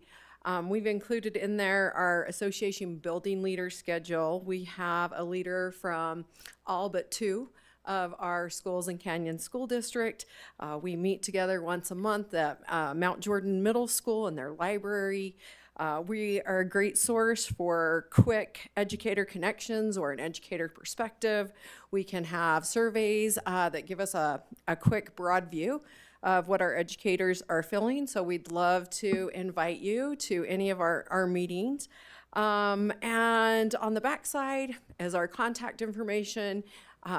Cindy will also be sending one digitally, so you have the hyperlinks to make it more effective and efficient to communicate with us. Thanks for all you do. It is so nice to have a partner and an ally in our fight for public education and for the success of our students. It was amazing. I love Mr. Haney's Canyon Strong recognitions as we see how many of our schools and our teachers and our students are excelling in what they do. And thank you for the support of that. Okay, thank you very much. We appreciate you guys and all you do. So the next person is Milenko Novakovic, and please come and correct how I just said your name if I did not say it correctly. Hi, yeah, you did great. So my name is Milenko Novakovic. I was here last year talking about something. I had questions for you, maybe some clarification, and maybe proposal or request to make. I was talking more about taxes last time, and 2 things that I'd like to point out. Is there any way then we as the taxpayers can see on the tax form notice breakdowns of all these bonds that you guys got so far? I know there's bond from 2010, 2017, 2024. So what we see on the tax forms is only Canyon School District debt service. We don't see the breakdown. I'd like to see that. I'd like to know, why my tax property debt jumps $300 up. When I was asking question, I'm sorry, I don't know, are you a Kristen? I was in communication with Kristen. Thanks for responding to me, appreciate it. So I was asking this question. We had kind of a conversation back and forth because she could not give this answer to me.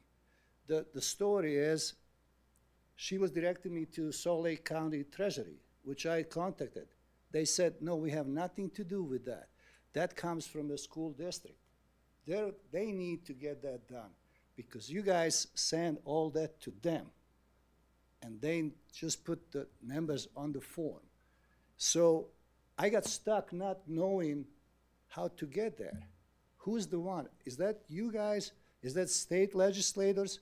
Who's approving that? Can we see that? Is there any way then we can see that on the forms so we can have a better transparency on that? The other thing that I wanted to kind of share with you, I don't know about you, but I'm mostly out of country during the summer. I work for school district too, not this one. But, so when I get back, every time when I get the form, the meeting's done already. In first week of August, I'm always late. When I come, it's too late for me to vote anything or say anything. So is there any way then that can be shifted and moved when school starts in session so we all can get to see what is proposal and get prepared? Because when I get back in August, I get tax form and I see it's already $400 more for Canyon School District than I wasn't prepared for. Because it's only 3 months of window to pay it from August to November. We all come back from all that school breaks and vacations and our budget, struggling at that time. Can that be changed something? If you make proposal for something like you did last year for that building down in Draper, can proposal from 1 year shift to the next year, not being exactly for that year? That will help us a little bit to kind of keep up with all those bonds. We just paid the district, Jordan District debt off, just last year, I think. And now we have 3 bonds to carry. Plus Sandy City has a bond for a new fire station, everything. It's not easy for us. So that's my kind of proposal. Wanted just to share that with you. Thank you, I appreciate your time. Okay, normally we don't do this, but since you did miss the tax hearing, I'm going to ask our business administrator to respond to your questions. Yes, thank you. Thank you for coming. On the timing of the tax hearing, that is assigned by Salt Lake County, okay? They make a recommendation. Their recommendation was school districts have that first Tuesday in August. And so we've always followed that recommendation, and we did that this year. If we move off that, they have to coordinate with all the cities, the water districts, the sewer districts, if they're having a hearing. So that is why we always follow their recommendation, is that is set aside for school districts. Alpine, Tooele, Granite, Weber all have tax hearings that same day. So that's the first on that. On the debt service, again, we do not control that line. We control the bonds that were voted on, but we do not control how they were presented, okay? It is one line. It's in state code that it's broken out for one line on debt service.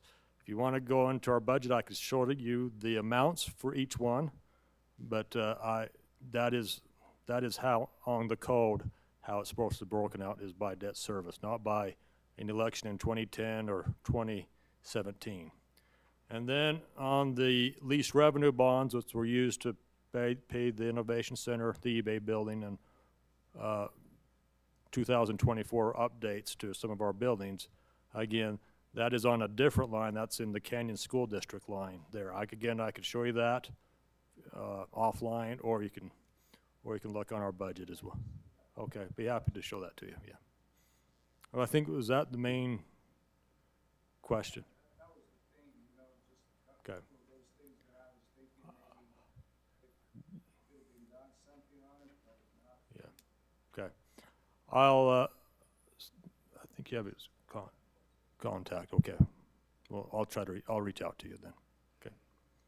Okay, thank you, Mr. Wilcox. Okay, now we're just going on to our consent agenda, and I will now take a motion to approve that, and please read all the reasons, all the items on that. I'll make that motion. So I make a motion to approve tonight's consent agenda, which includes item A, approval of minutes for August 5th, 2025. Item B, approval of minutes for Truth and Taxation, August 5th, 2025. Item C, approval of hire and termination reports. Item D, approval of student overnight travel. Item E, approval of purchasing bids. Item F, approval of July financial reports. Item G, approval of sale of property. And item H, approval of 2025 to 26 early learning plan. Okay, thank you.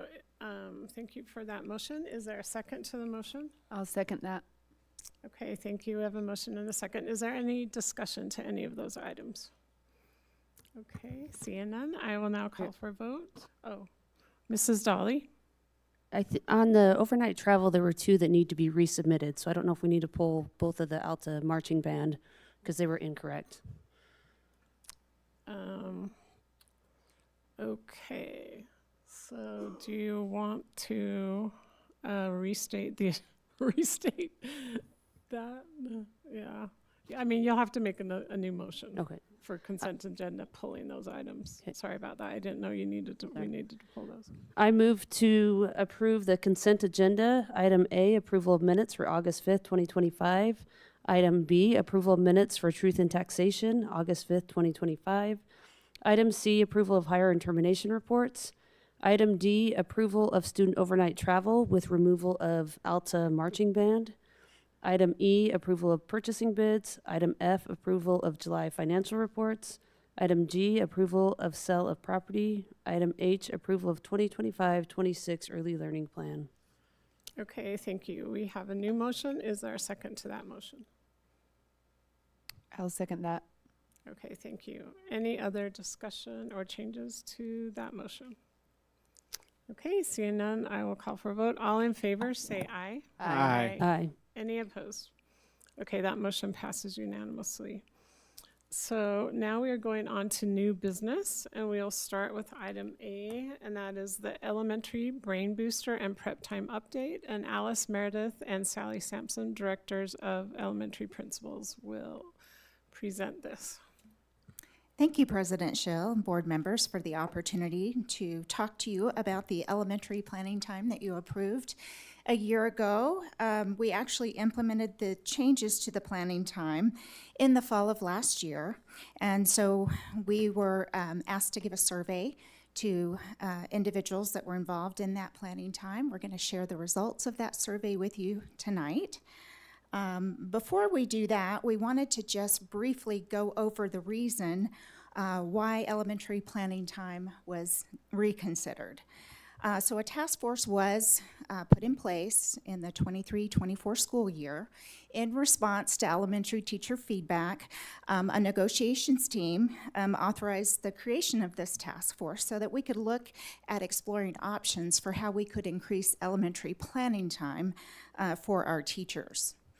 And the task force set some priorities that they wanted to make sure that they adhered to. And that was making sure that we were looking thoughtfully at increasing teacher planning time, while also maximizing instructional time and maintaining the professional development time that we already had in place for our teachers. And just as importantly, maintaining that PLC time, as that has been a big part of our strategic plan.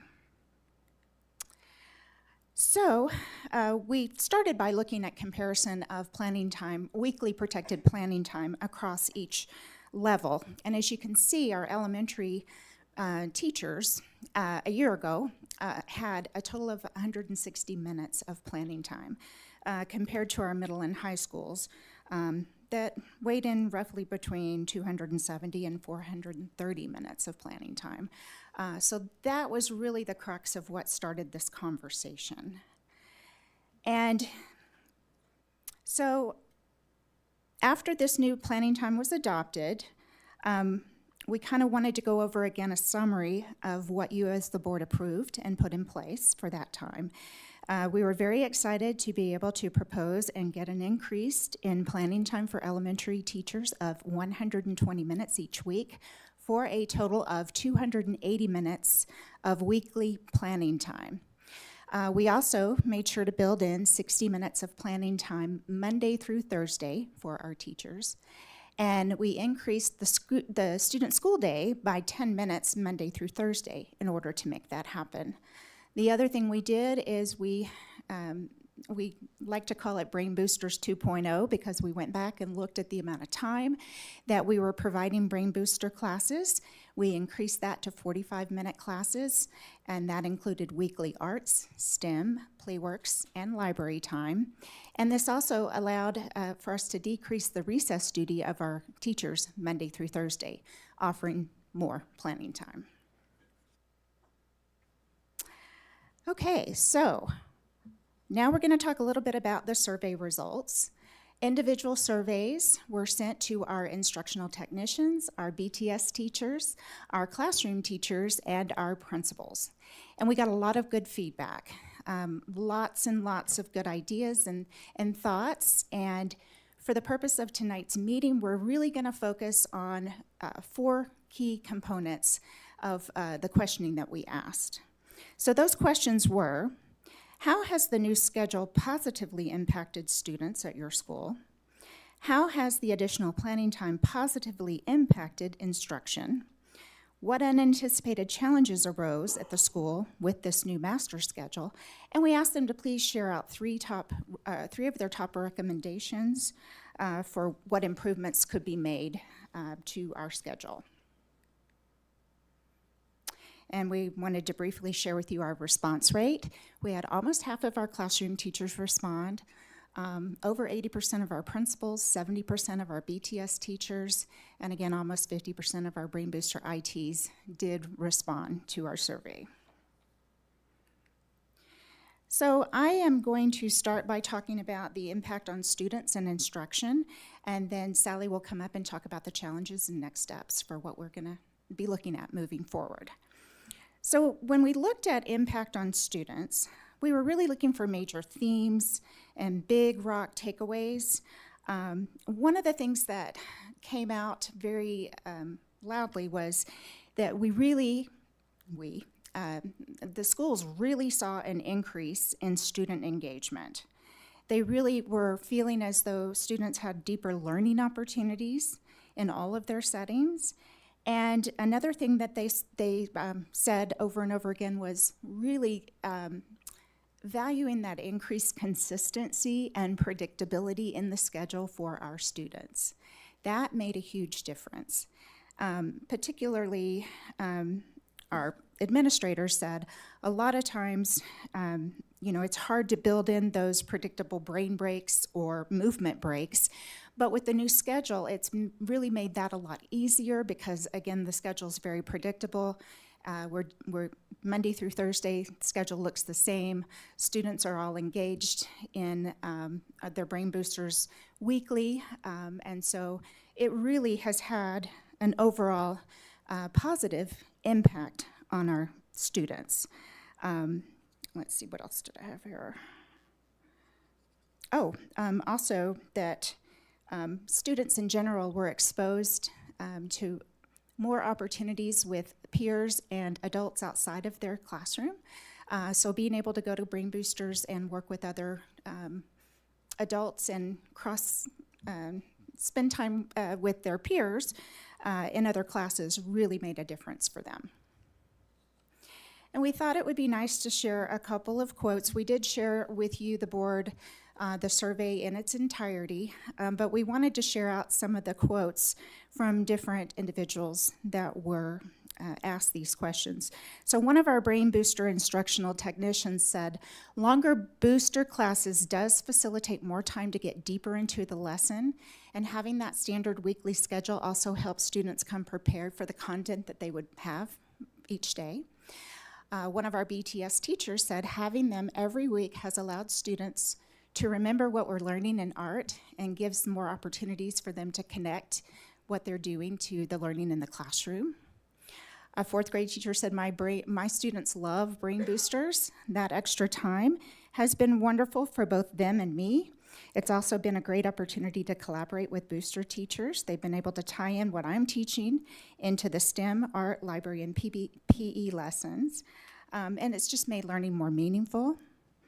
One of our principals said, they receive daily opportunities to connect and apply learning cross-curricular and be mixed with other students in their grade for building relationships. And then we asked one specific question of just our teachers and our principals around the impact of instruction, on instruction. Notably, we had several individuals say that they really feel like the lesson quality that they're providing for students has really increased. There's a lot more intentional planning, lots more engagement, and the opportunity to personalize learning for their students. The other thing was increased effectiveness in PLCs. Coming to PLCs prepared with the data that they need to look at, analyze, and disaggregate was a game changer for the time that they spent together in those PLCs. And another really big one was that increase in teacher morale. Teachers felt more prepared, they were able to go more in depth with their lessons, and just felt like the quality of their preparation really played out in the classroom and lent itself to a more robust learning experience for the students. Now this graph, we asked teachers in particular, how often were you able to incorporate the following practices? And I know this is really hard to read, it's small, but basically we asked how they were able to do things such as assess learning, do scaffolding for their advanced and diverse learners, provide opportunity for social emotional learning, project-based and technology integration, arts integration, and just that student discourse in the classroom. So the blue bar indicates that teachers felt that they were able to do these things more this last year than they were the year before. The orange bar indicates that they felt like they had it was about the same amount of impact as the year before. But as you can see, those blue bars are extremely high. So that impact on instruction and being able to incorporate those practices has really made a difference. A few more quotes on the impact of instruction from our teachers and principals. One of our kindergarten teachers said, "This is the best and most immediately impactful change I have had on a district level as an educator." Fourth grade teacher said, "My students have really blossomed this year more than any other years. I've had the time to sit down and look at data to determine what students are struggling and create ways to scaffold instructions for their needs. I've also found some awesome resources for my advanced learners." And the first grade teacher said that it has completely transformed instruction for her. "I'm more prepared, less stressed. I leave and arrive at contract time, and I have found my spark for teaching again." And that quote goes on, but one of our principals also said, "I have seen a steady increase in the content integration across the day, as well as an increase in collaborative learning structures that take more time to plan." So with that, I'm going to let Sally come up and walk through some of the challenges that were shared with us in the survey and some other ideas and thoughts that were presented to us. Thank you, Alice. As Alice mentioned, we had quite an extensive survey, and we asked a lot of questions, and a lot of our questions were open-ended questions, which if you had a chance to look at the document, it was emailed to you, and it is quite large. And by design, we wanted to be able to hear feedback from the employee, whether it was a teacher, an administrator, an instructional technician, a BTS teacher, from their voice. And so in reading all of that survey, and there was a lot of information that was shared, and really wonderful information, that really helped us to see areas of great success, but also areas that we do need to fine-tune and areas that we do need to address. So in giving you the feedback today from the challenges, with any changes that are new, there are always going to be growing pains that come along with that. Some of the things that were common among our instructional technicians were insufficient transition times and rush transitions. And so if you remember, our guidelines were that they had to have at least 10 minutes of transition time in between each booster. But many schools reported that that was really challenging. Sometimes there were challenges such as teachers arriving late or teachers arriving early. Sometimes there was issues where the IT Brain Booster employees were asked to deliver the students, whether it was to recess or deliver them back to class, and that was cutting into their transition time, which is where they would reset their materials and get things ready for the next group of students. So that was heavily mentioned across all of our instructional technicians. Secondly, was the prep time schedule. Every Brain Booster instructional technician was provided with 4 hours of planning time, and that sounds wonderful. However, as we've learned, the time and the chunks of time where that planning time was provided wasn't always effective. So it might have been 20 minutes before the booster started, before the class day. It might have been 45 minutes when they had a booster free because there were only 3 classes instead of 4 coming through the rotation. It might have been a 25-minute block in between the master schedule when there was not a booster taking place.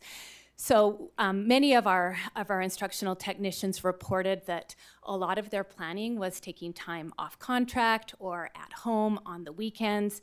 And I think it's important to mention that this was not only mentioned by our instructional technicians, but also our teachers did mention that in their responses as well. Some ITs had their time scheduled on Fridays, and they were given the 4 hours to come on Fridays, and they didn't want to work on Fridays. So that created a hard schedule choice for them. And then the last thing that showed up in some of our surveys was that in years past, because our allocations for the Brain Booster program was the same across every school, there was a big disparity of planning time. So our larger schools had more Brain Booster rotations, so in turn their planning time was less, whereas our smaller schools had the same amount of hours, but maybe not as many rotations. So some of our IT technicians found that their planning time was greatly decreased, while others felt like it was increased, but so did the demands of their assignment. So those were basically our big items under prep time schedule. The last thing our instructional technicians revealed as challenges were having the Brain Booster and the recess block together. And so if you remember, in order to get that full hour, we had we have a 45-minute Brain Booster class, which is backed up to a recess. And ideally, that sounds great, but we found that there were a lot of challenges with the Brain Booster teachers delivering students right to recess. They weren't able to connect as often with the classroom teacher. Sometimes receiving a Brain Booster class right after recess, the students were a little, they were hard to settle down, and maybe they came with some of the recess problems that the Brain Boosters weren't prepared, as not being a classroom teacher, to handle. So some of those ideas or some of those behaviors were hard. And then also taking the students to and from the recess. Again, that transition time where it does cut into their time to get materials out and reset for the next class. Our BTS teachers, some of the challenges that they reported, again, also involved that insufficient transition time and then the impacts of recess. And so in their surveys, they also mentioned the drop-offs and inconsistencies of teachers arriving late or early, the 10-minute time, and they especially talked about the 10-minute time not being enough to change out projects, pour paint, get out different mediums that they're working with. And then going back straight to recess eliminated the teachers as well.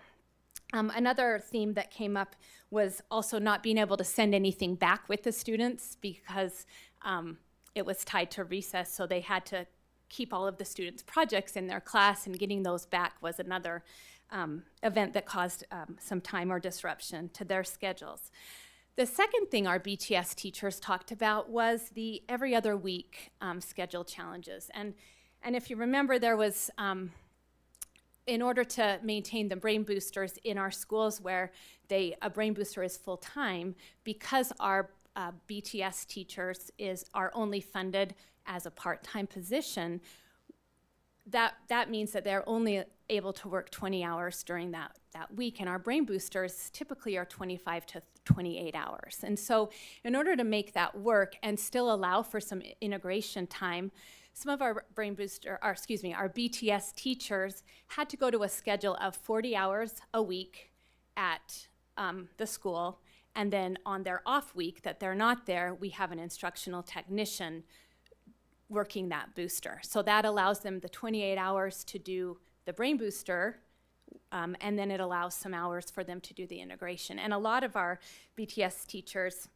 felt that that was very limiting. They really would rather have the opportunity to increase their hours to 28 and not, you know, have to be at two different schools. So that model, in trying to maintain our requirements for BTS, our requirements to have the 4 boosters and then also to integrate the arts, has caused some of our BTS teachers to feel that there was some limits that was placed for them with that challenge.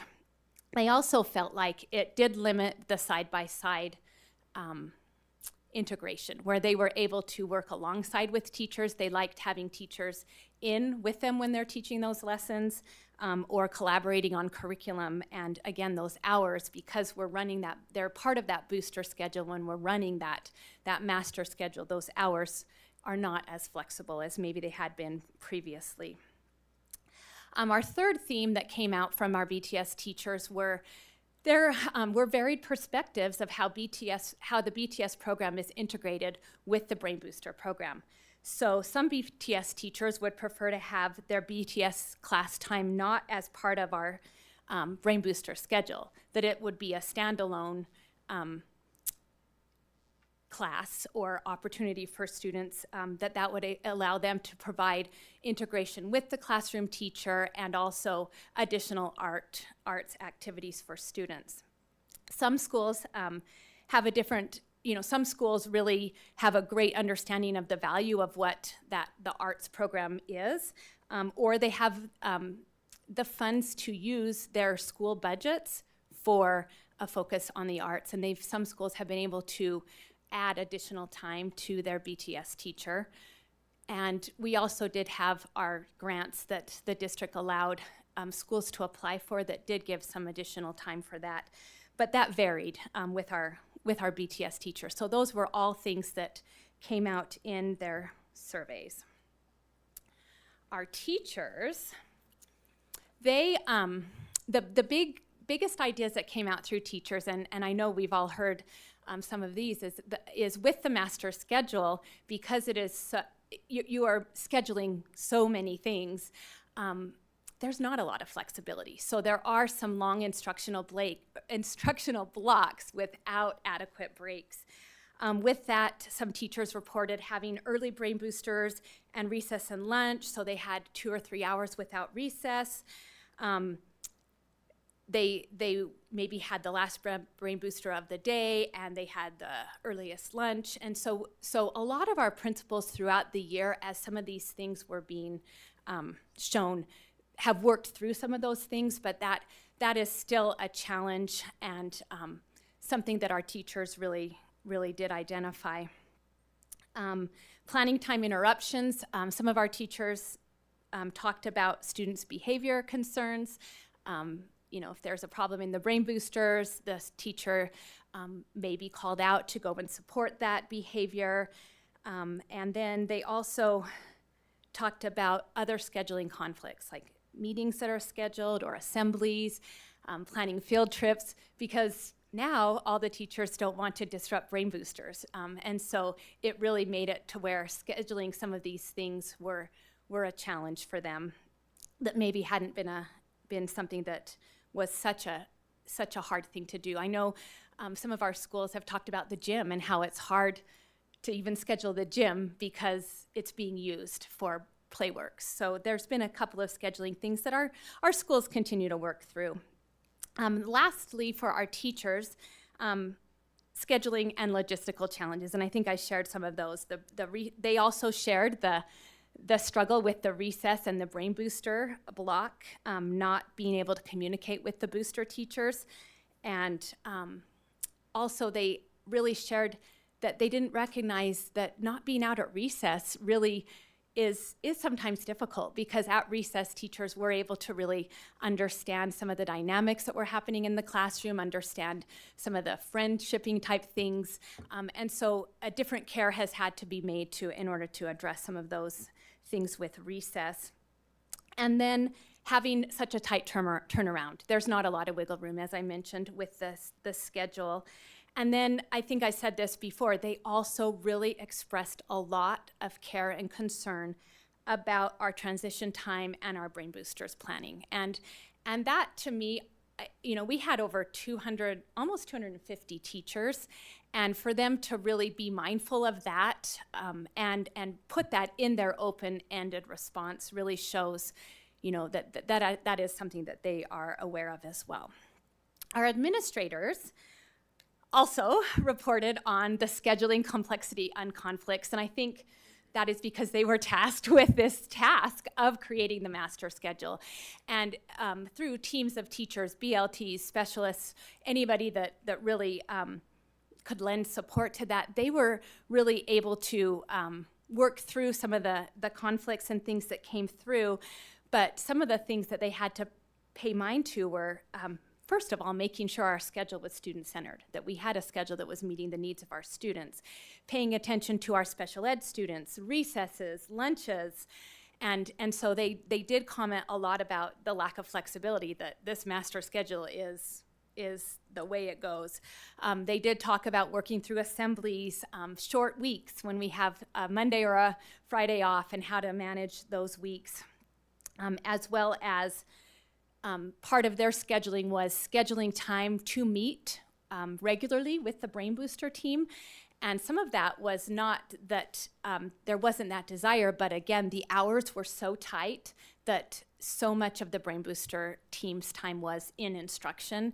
And so where do we find that time to have those regular meetings, which are so crucial? Secondly, our administrators talked about recess and the logistics and some of the things the same that the teachers shared.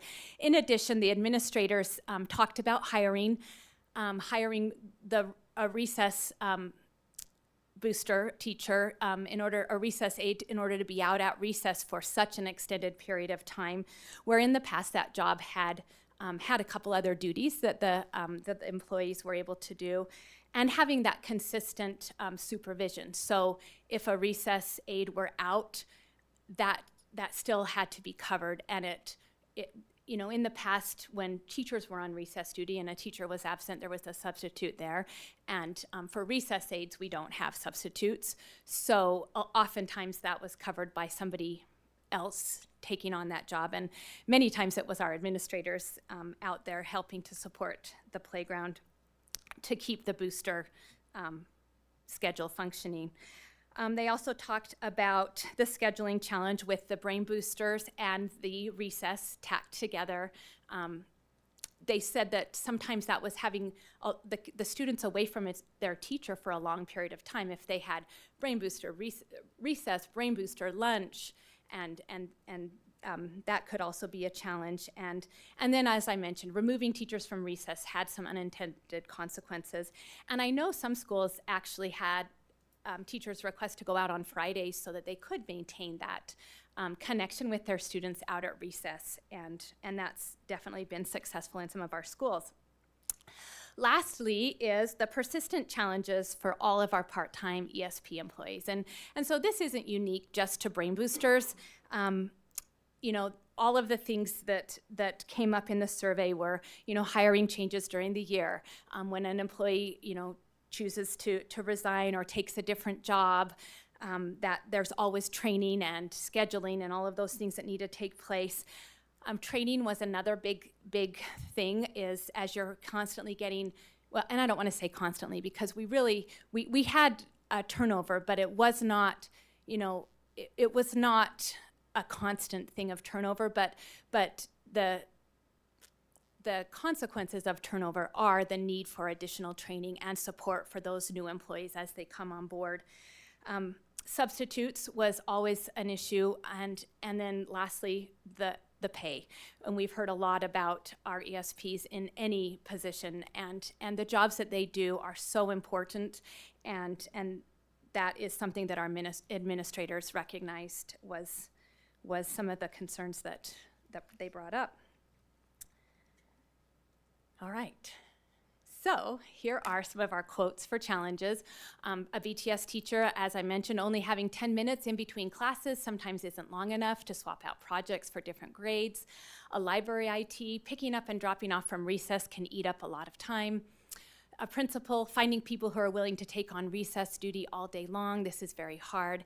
Adding recess on to the end of boosters for the hour for the teacher release is the trickiest part. and a second grade teacher, classroom and Brain Booster teachers don't have time to collaborate with each other and discuss behavior problems. So all of those were direct quotes from our review of all the surveys. We asked a question about the community impact, and it was really interesting that across the board, there was a lot of positive feedback. One thing that teachers and administrators mentioned were families value their students' exposure to the arts, enrichment, the varied learning opportunities that they have through Brain Boosters. And we heard often from PTA meetings or SCC meetings where they would say, my kids look forward to this day because it's Playworks Day, or this day because it's Library Day. And they really felt like it was a benefit for both their students. But we also had parents recognizing the positive impacts it had for teachers. Teachers were able to follow up with communications with parents. They were able to give assessments on students, give additional data or information, and they were really noticing that also the teachers had a work-life balance, which in turn is very noticeable when our teachers work with our students.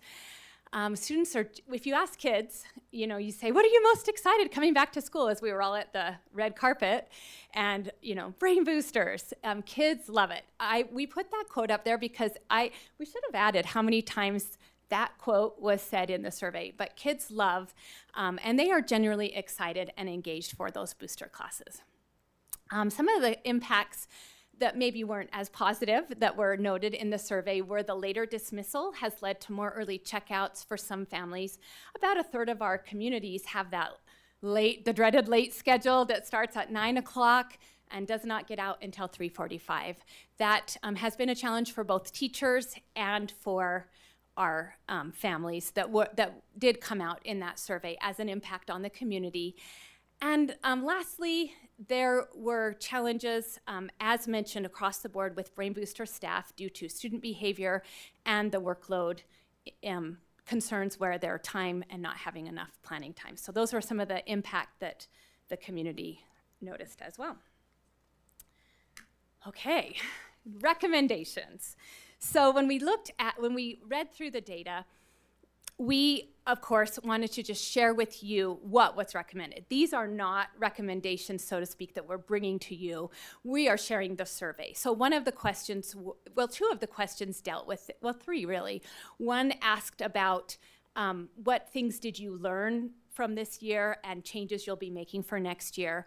What are three recommendations that you have to strengthen the Brain Booster program? And then the last thing was, what else do you have to share? And so with those three open-ended, we had, and I'll show you, there's a lot of feedback that you have digitally, but we read through every single one of these comments multiple times because each employee offers something of value. And so we've categorized, again, the responses into some top themes that came out as recommendations from each of these employee groups. So from our instructional, and you're gonna see that a lot of them coincide with some of the challenges that we have already mentioned, because if we're not anything as educators, we're problem solvers. And so with any challenge that was mentioned in our document or in the feedback, they had suggestions or solutions. So for instructional technicians, more planning and prep time, increasing their paid hours so that they do have time to have a longer block of time, or they also have some overlap time where they can be able to communicate with classroom teachers and do some of that collaboration. That leads to the second one, paid collaboration time. So again, increasing their hours so they are able to collaborate with teachers and have that important face-to-face time. And I would also add that would also be great to have those meetings with their administrators, because that has been such a crucial success of our most successful schools, are those meetings with the administration where they are constantly reviewing and working through ways to strengthen the program. And then lastly, behavioral support and consistency. So they recommend, they really have appreciated the training that has come through our booster specialists through Instructional Supports Department. They have appreciated the being part of the faculty trainings that go on at the beginning of the school year. They continue to want to have training and resources to help for behavior during the booster time as well as transitions. BTS teachers have recommended an increased time, so again, increasing hours to collaborate and plan integration lessons with their with their classroom teachers. And then they also would love to have increased instructional time with students. Many of our BTS teachers recommended full-time or extending contracts at their school. And then we did have a handful that also really recommended that BTS be a standalone program and not be part of the 4 boosters, so that they're tied to so many of the rigid schedule and the demands of hours and how they're used. Our teachers' recommendations were reducing interruptions during planning time and schedule optimization. And with that, you know, they kind of talked through looking at transition times, ways that we can gain time or give time, looking at the schedule blocks, and are we putting the, you know, are we using the best, doing the best use of our time? And then flexible scheduling, maybe looking at, you know, mornings and afternoons, who gets those times, when do we change those times, and just looking more at what can be done instead of here's what we have, you know, we have to work around that.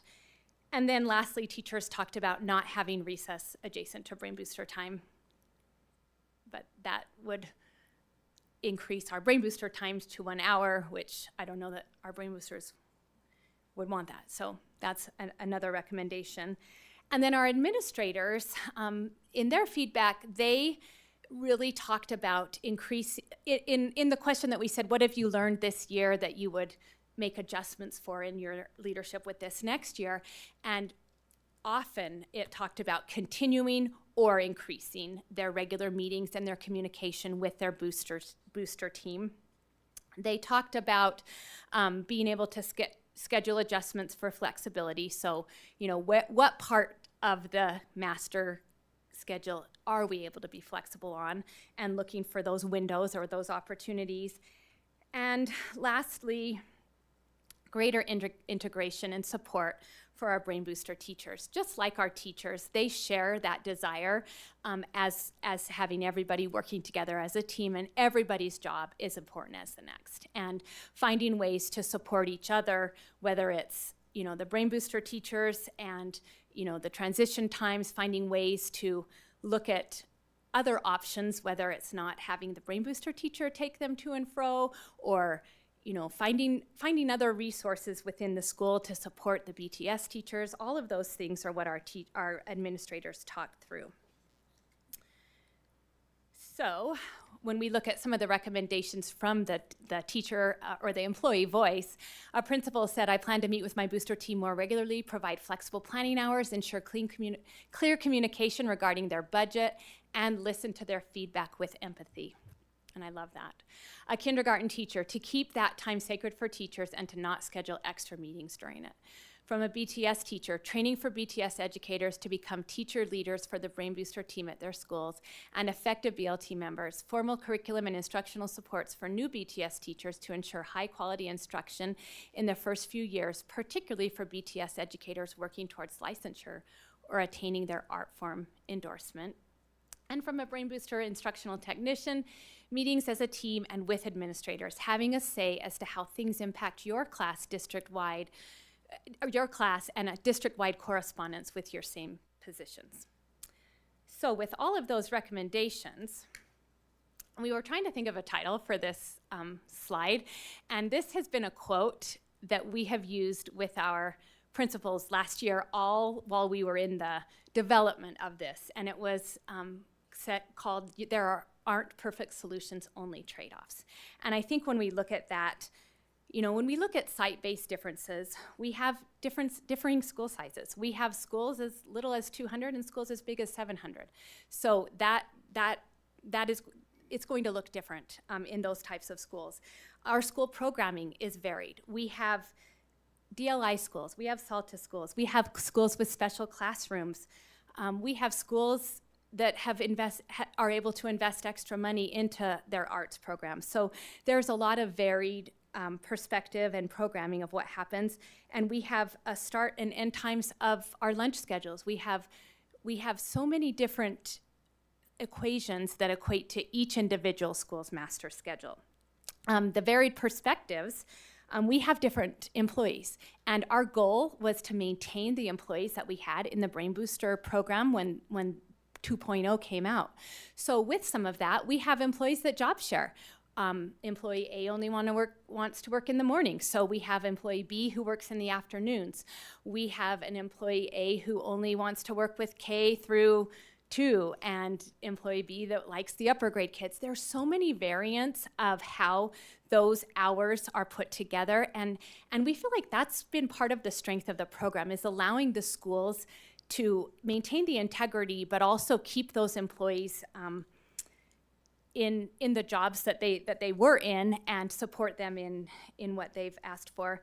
We've had employees that don't want to work on Fridays. We have employees, that just want to be a part of the school, but their individual circumstances prevent them from maybe, taking on a full-time library job. Or when we have extra hours to add, they can't take on those extra hours. So we have been able to be very supportive in those types of situations. And then lastly, the word, we all talk about budget constraints. District allocations this time around were based on student numbers, not everyone gets the same hours, because we were aware that one school might need 28 hours to run their booster program, another school might only need 17. So there are those budget constraints, and those are based on the student numbers. And then, as I mentioned before, the schools using their money in different ways. TSSP money, land trust money, SCC money, cell tower money, all of those things can affect how a school is able to support the brain boosters. So when you say we had all this survey, and we spent a lot of time this summer reading every single response, and it was nice to see that even with the survey responses, a lot of problem solving had already taken place, and some of the concerns had already been addressed. Some of the things that we are going to continue to do, because we believe that the one thing that I think we are all committed to in this Brain Booster program is continuous improvement. And so we believe that we will continue to work on the master schedule adjustments and problem solving. The transition time is a big thing that we need to problem solve and work through and find other options to support our boosters with that. We had the behavior strategies. Not only were our boosters asking for that, our teachers have been asking for that, our paras, all our specialists, anybody in our schools have been asking for supports with behavior. And so a partnership between instructional supports and special ed hosted our elementary district day that was devoted to behavior and really de-escalation strategies for teachers, or excuse me, not for teachers, for any employee. And we invited all of our brain boosters, we invited all of our staff that were able to come to participate in that. And so we really had, by design, there was a presentation, and then there was time for the specific principal to lead their school staff in the discussions and in the talks and in the formulations of how is our school going to respond? What does this look like for our school? And so we felt like that whole faculty learning has really started us off in a positive way for this upcoming school year. We have directed our principals to schedule and find a way to maintain those consistent meetings with brain boosters, with the brain booster team. And the addition to the assistant principals to our elementaries, which again they are so grateful for, is going to only better support that goal and that directive. We've also asked for our schools to have a connection to the BLT team for our booster team. And so a lot of that can come by having a BLT member that checks in routinely with the booster team. We call it a booster buddy, where they're able to go in and say, what are some of the things that I can take to BLT? And so we're working through that, and we're really helping our schools to utilize all of the voices that we have as part of the team in our schools. And then I mentioned our support from assistant principals. That's going to come in a lot of ways. And then lastly, our professional learning. And so, you know, in that last quote, we talked about instructional guides with lesson plans for more efficient lesson plans. I don't know if you've had a chance to look at the lesson plans that Instructional Supports has designed for our library, for our booster programs, for our STEM classes. They are engaging, they are hands-on, they're fun, and they really do support that, that lesson planning for our teachers, that they don't have to reinvent that wheel. Classroom management is a continuous thing, and we're utilizing our teams at the school, whether it's our coaches, our assistant principals, other Brain Booster teachers. Our principals are all a member of what's called a LIT team, where they work with 5 to 6 other principals, where they problem solve and brainstorm things. And boosters and the master schedule are routinely things that they learn from each other. And then lastly, through our instructional supports and our principals, that those engagement strategies. And I will also say that we're so grateful that our booster teachers are able to participate with our classroom teachers in a lot of school-specific professional learning, because that only strengthens the team approach. So with that, I would like to invite Dr. Roderick Landward up to celebrate. We're going to end on a celebration of some of the great things that her team has led us through. Thanks, Sally. I get the most fun part of this presentation, and I will go quick looking at the time. I just want to turn your attention, if you haven't had a chance to look at the overviews that are linked on this slide. It's a great opportunity to look at some of the lesson plans, the resources, and an overview of philosophy and focus for each of the Brain Booster content areas. So just really quickly, I'll run you through some of the highlights from each one. We have such incredible Brain Booster staff, from our ITs to our BTS teachers, and it's amazing what we have seen accomplished over the course of this last year with the increased time. So some of the highlights in art that we just want to highlight are that given the new schedule, we have more than ever, we have more schools who have students that are able to be exposed to 2 different art forms because of the way the schedule is organized. We have a number of our BTS teachers who were able to move to full-time work this year because of the change in how the schedule was organized. So some who were previously part-time are now full-time because they're able to go to 2 different schools for those full-time hours. We did, even though we have a number of folks who would like more time for arts integration, with the additional hours that Leon allocated, as well as the new schedule, we did see an increase in BTS teachers reported in many cases an increase in push-in classroom arts integration lessons and opportunities to collaborate. And then we had some incredible cross-curricular across our Brain Booster teams happening. So you can see we have a puppet show about bioluminescence. We really had our BTS teachers hone in on standards and making that really public. And so you can see in a lot of the art shows them even calling out those standards and how they integrated across their projects. Playworks, another great example of success this year. We take data on our recess and how it's running twice a year. And last fall, it was late fall by the time we collected all of the baseline data, we were already looking in terms of our data, meeting the growth trajectories that we typically meet at the end of the year, and we were meeting those in the beginning of the year because of that extra time that the coaches had to be able to teach more skills, practice more social and interactions with the students during games. And then as you can see here, we have just incredible ITs who are going above and beyond the curriculum to really create meaningful memories for our students. We've got the coach, I think it's Coach Mike at Oakdale, who added in a Halloween night. We've got modified 1K at Sprucewood so that all the students in the specialized classroom could participate. And then we've got Glacier Hills doing some mini golf, which in a 30-minute lesson, the Brain Booster ITs would have never been able to pull that off. So really exciting to be able to go deeper there.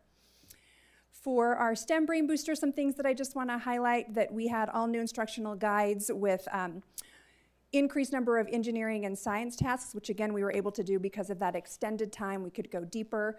We also were able to build in flip-flopping of integrated lessons where the classroom teacher would teach something that brought in and integrated the KaiBots or the climate action kits. The boosters would then follow it up, they would kick it back to the classroom teacher, and then it would go back to the STEM IT. And so that ongoing collaboration really helped the students get more hands-on opportunities.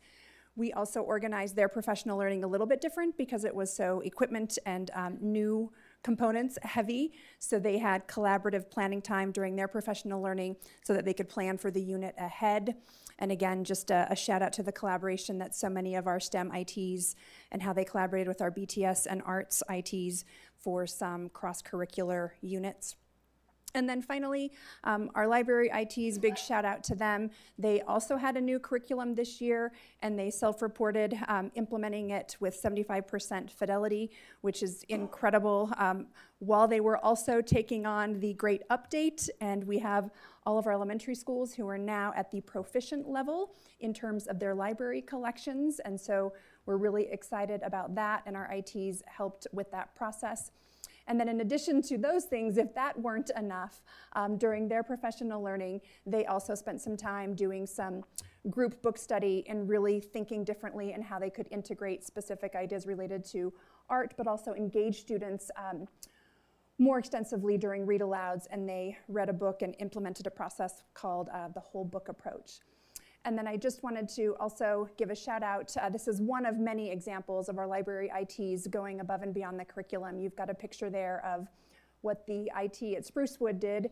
She applied for a national program through NASA to bring a moon tree to the school, and they accepted her application, and that tree was planted this last year and connected again to the work that she was doing with her classes during Brain Booster time. And then something we're really excited about that we're piloting this year is we partnered with Utah State, and they have developed a certification program for a para-librarian. So this is to support models just like we have when we don't have licensed librarians in schools. This is an opportunity for some additional training and a certification at that paraprofessional level so that they have additional skills and can feel confident in managing a library under the supervision of a certified librarian. And so we're excited that we have a number of our ITs participating in that as well. And with that, I will leave it with Sally and Alice to take us home. All right.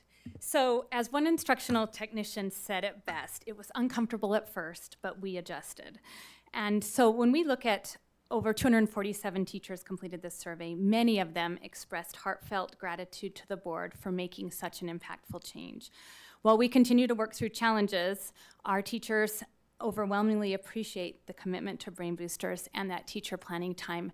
And I'll leave you with these quotes here. I won't read them to you, but this is the best part, is reading the celebrations from teachers. And I know many of you have been to the listening tours where there's not a time where a teacher still isn't thanking the board for this commitment and the difference that it's making for kids. So thank you.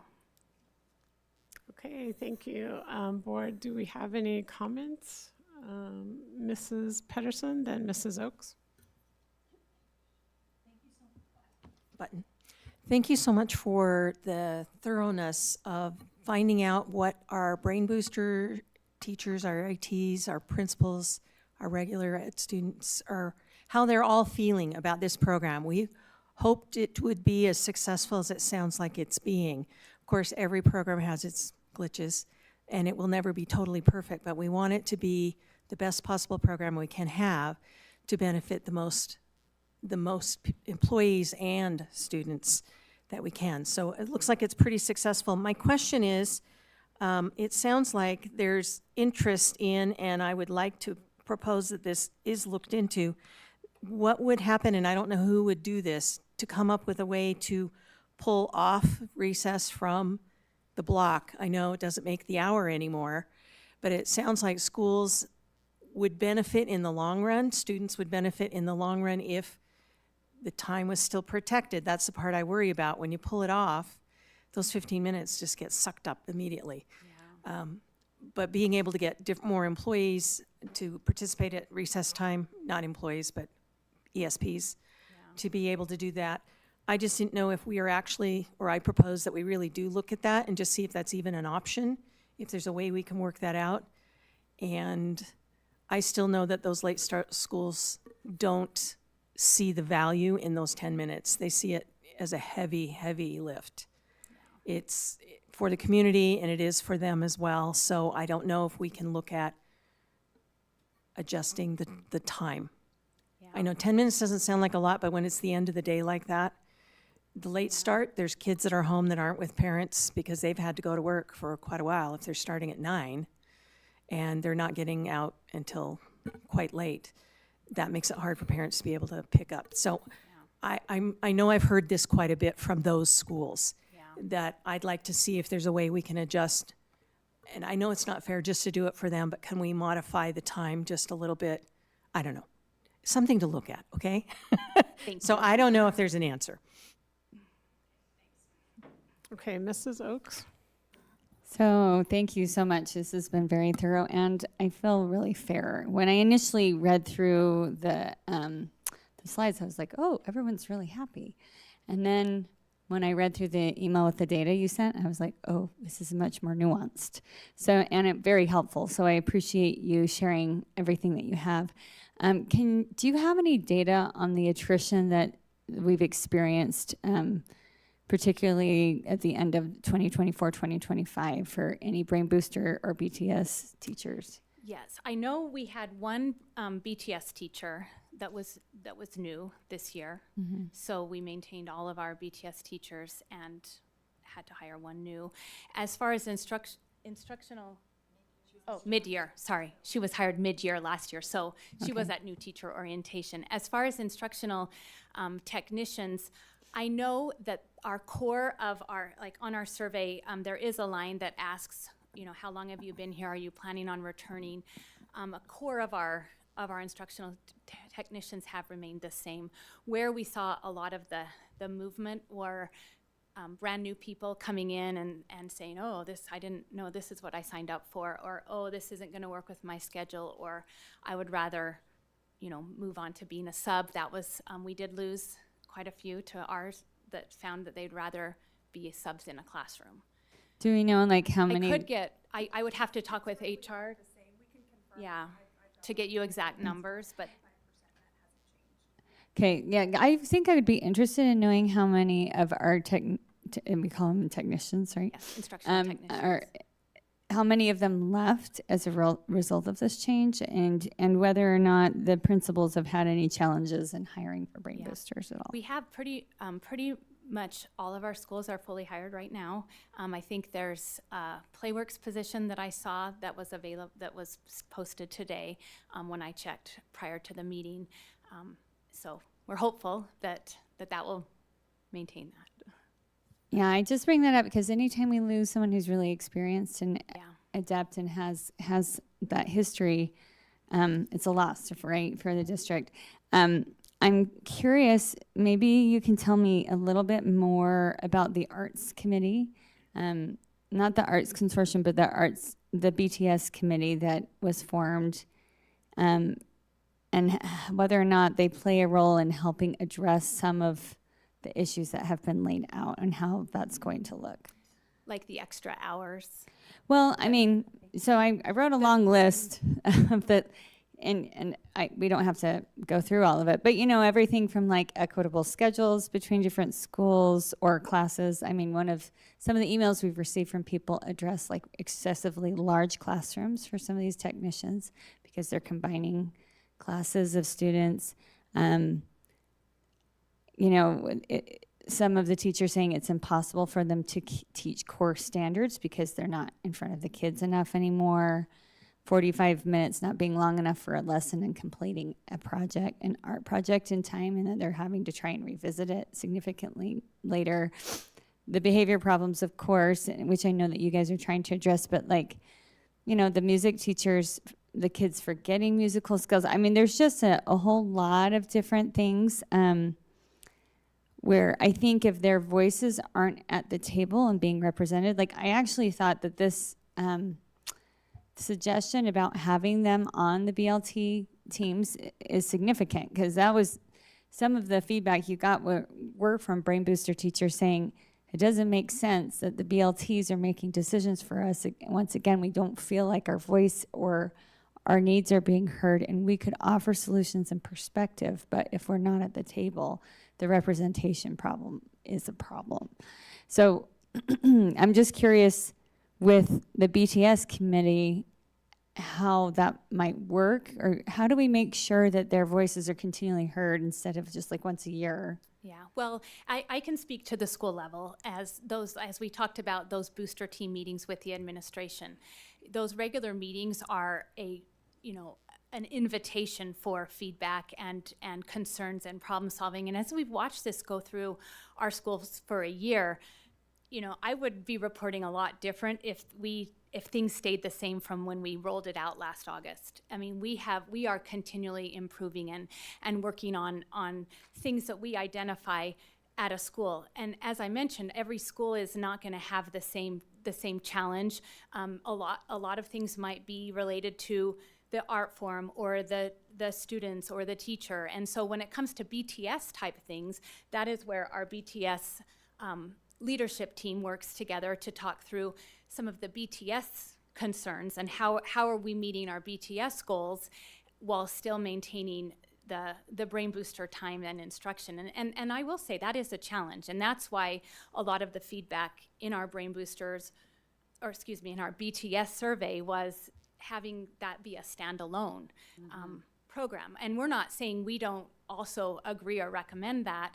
However, with the budget that we're given, it had to be part of that. So we're doing our best to maintain the integrity of that program and of the work that they're doing. But as was mentioned, we are in a tight constraint of the time and the schedule and how, the 10 minutes, why did we add the 10 minutes in the day? I can tell you taking that out is going to make those transitions even tighter and is going to make recess mandatory, that it has to be connected. I mean, there's so many things that go into that.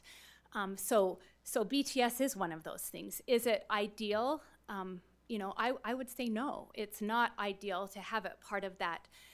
But are we having great success? Absolutely. When you talk to, a high percentage of our BTS teachers, they are able to have meaningful art integration activities in our schools. Our students are doing projects that we never dreamed they could be doing. I mean, we've all been to the art shows and the nights and the celebrations and just seeing the excitement. And I think that is ultimately, the voice that we have to listen to the most is those students and what's best for our kids. And ideally, a schedule and,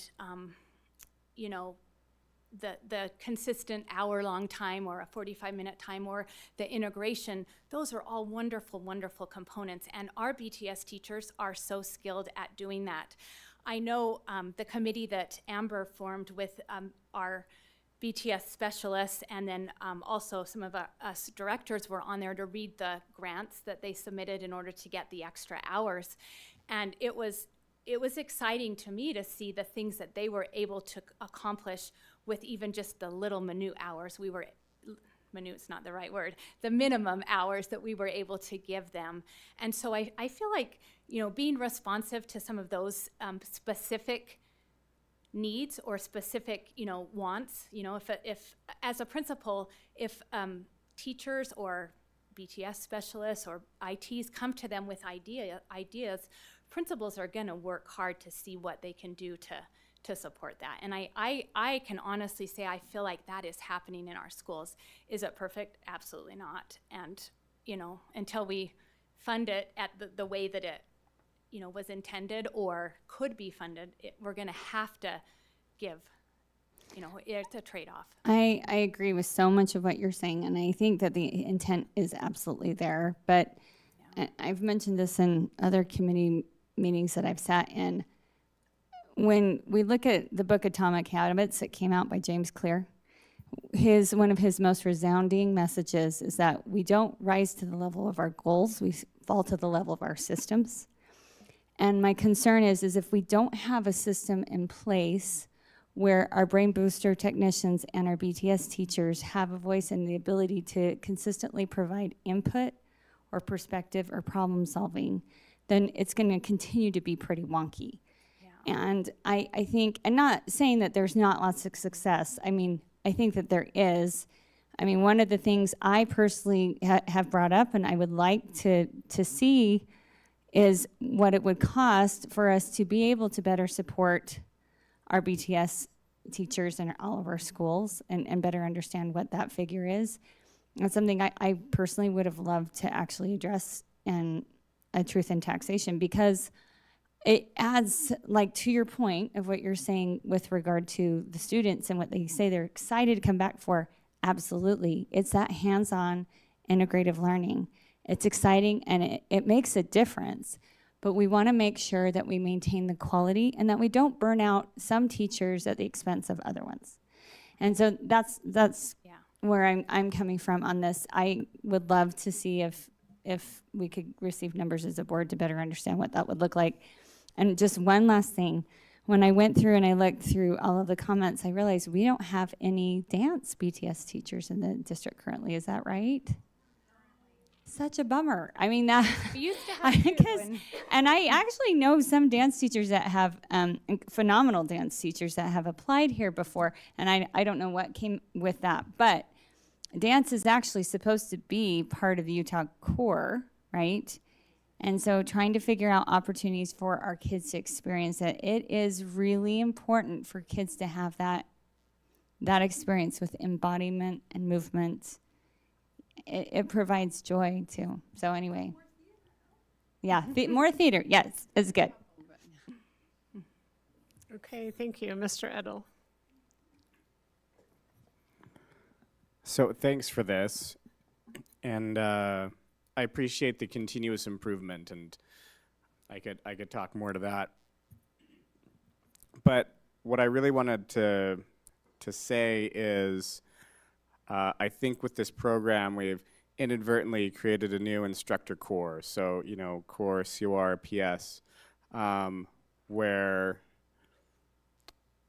it's a lot more significant than it had previously been, right?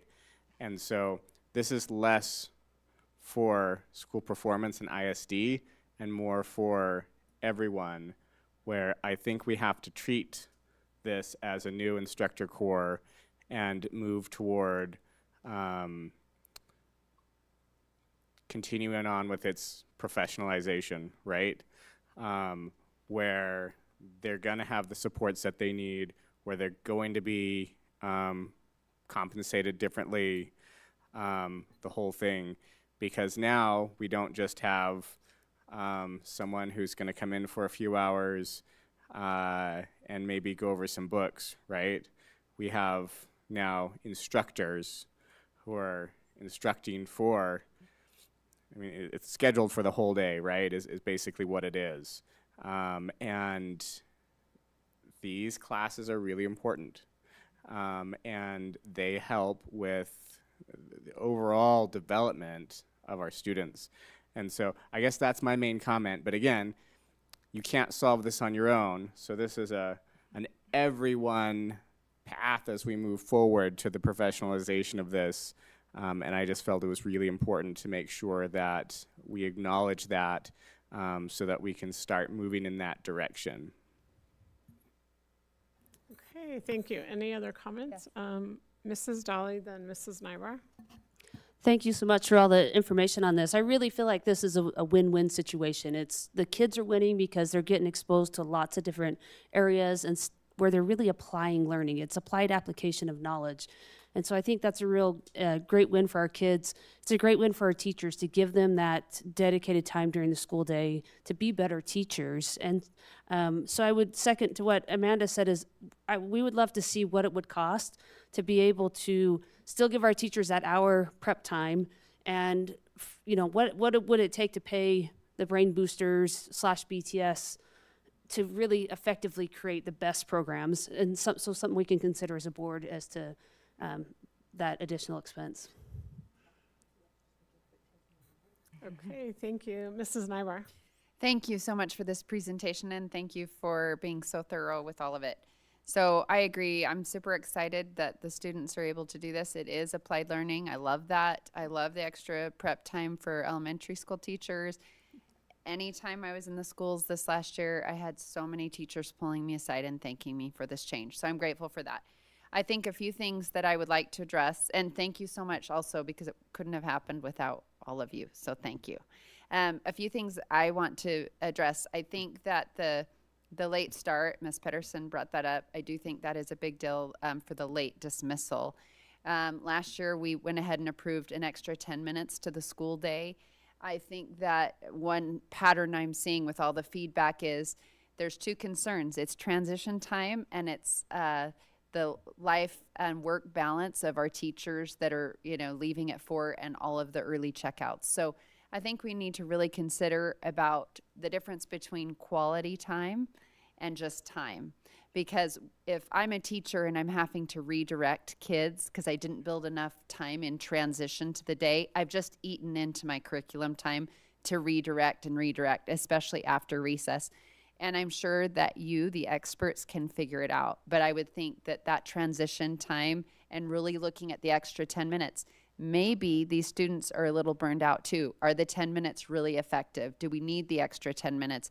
Do we go back to not the extra 10 minutes and build a little more transition time into the school day so we don't have all these kids early checkouts because they have after school activities they're trying to get to? Our teachers can get to doctor's appointments and things like that, because in rush hour traffic, when their dismissal is 4, a lot of them can't. So I'd be interested to really look at that. As far as our awesome teachers in this program, basically what we did last year is we revised the booster program, right? And under the new program, there were a few kinks that I'd like to highlight. The Beverly Taylor Sorensen educators, they have teaching certificates. A lot of them they have to have advanced endorsements, and many of them have master's degrees in their field. And they were funded 20 hours per week, regardless of the school size. And then the instructional technicians, those that are required to hold a high school diploma, were funded as a needed basis, based on school size. So mid to large size schools, such as like an elementary school, I represent Willow Springs, those ITs had 27 to 28 hours of paid time, whereas the BTS educator only had 20. And then what we did is to make up the difference for inequality is we granted them the 4 extra hours. So then the BTS for mid to large schools like the school I represent, they got 24 hours. Still the ITs were getting 27 to 28. And it was communicated that this was just for this year and that we pulled together some additional funds.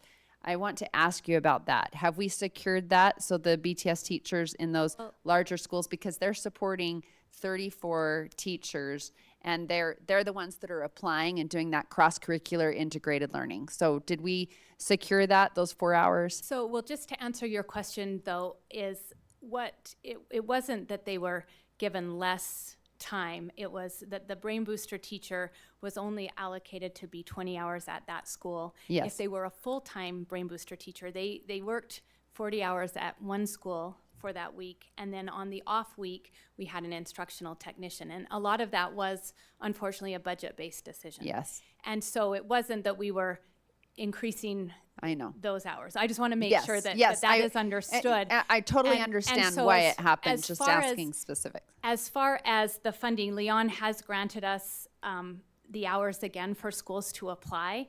And so again, schools that have a meaningful use of those hours can apply for that, but that isn't an ongoing thing because it's a budgetary thing that you would have to decide that that's something that we would. And so I'm be glad able to that we keep. did it. We are having it again this year. Mm-hmm. So my suggestion is we need to figure it out so it isn't like a year to year if we have room for the budget or not, because we really want to retain these awesome teachers that have multiple degrees, and they're working with all the other teachers in the building, right?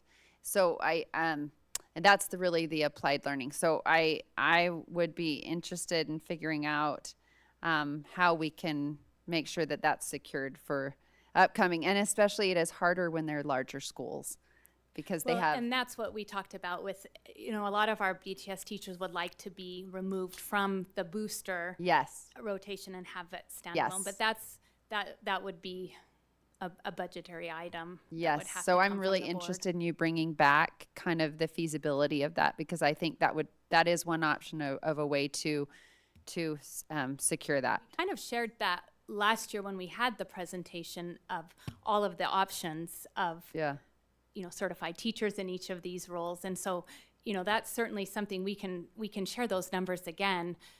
But that is something that we did look at when we came up with this model. Yeah. Well, I'm really interested in looking at that again. And then as a just to board member. respond to the 10 minutes of a day, that was, you know, yes, it's adding instructional time, but it was really designed because we needed those 10 minutes in order to have enough time to get through every booster rotation with adequate transition time in between. So, you know, the school day is only so long, and we have to get all of those rotations in. So we were on a very, very tight schedule. If you look at the master schedules from, you know, 10 minutes after the bell rings, a brain booster starts and they go till the end of the day. So that is why the 10 minutes was added. But we can certainly see how that would affect certain schools. The only other option is a busing issue and adding it. We had a lot of comments about adding it at the beginning, but that disrupts an entire Yeah, maybe we can busing. just look at different modified schedules or something. Yeah. Just within the brain booster schedule. Yeah, it's just we have to keep every teacher at an hour, so that's the challenge. But we can certainly investigate. Thank you. Okay, thank you so much. This was really great information, and it's really good news. I just want to try to summarize, and I do think multiple board members want to see those numbers for the BTS teachers for either increasing their hours or having it separate, and what that would do. And then also maybe just look at those schools. Okay, maybe all areas, BTS and brain booster. Maybe give us some options. Yeah. Look at it, separate it out, and then if we didn't separate it out, maybe. Yeah, that's what I think. And then also, it sounds like maybe just there's a few schools about that 10-minute thing. Maybe we could just look at some, like how many kids are, I mean, we maybe need to wait a little bit till school's really going, but how many kids really are checking out early? Like, is there a need for us to change? And anyway, because I know that is a big mess and we've talked about it before, but if people are still hearing about it, then we should look at it. So anyway, thank you so much though. This was really great information, and we'll look forward to hearing a little bit more back from you guys.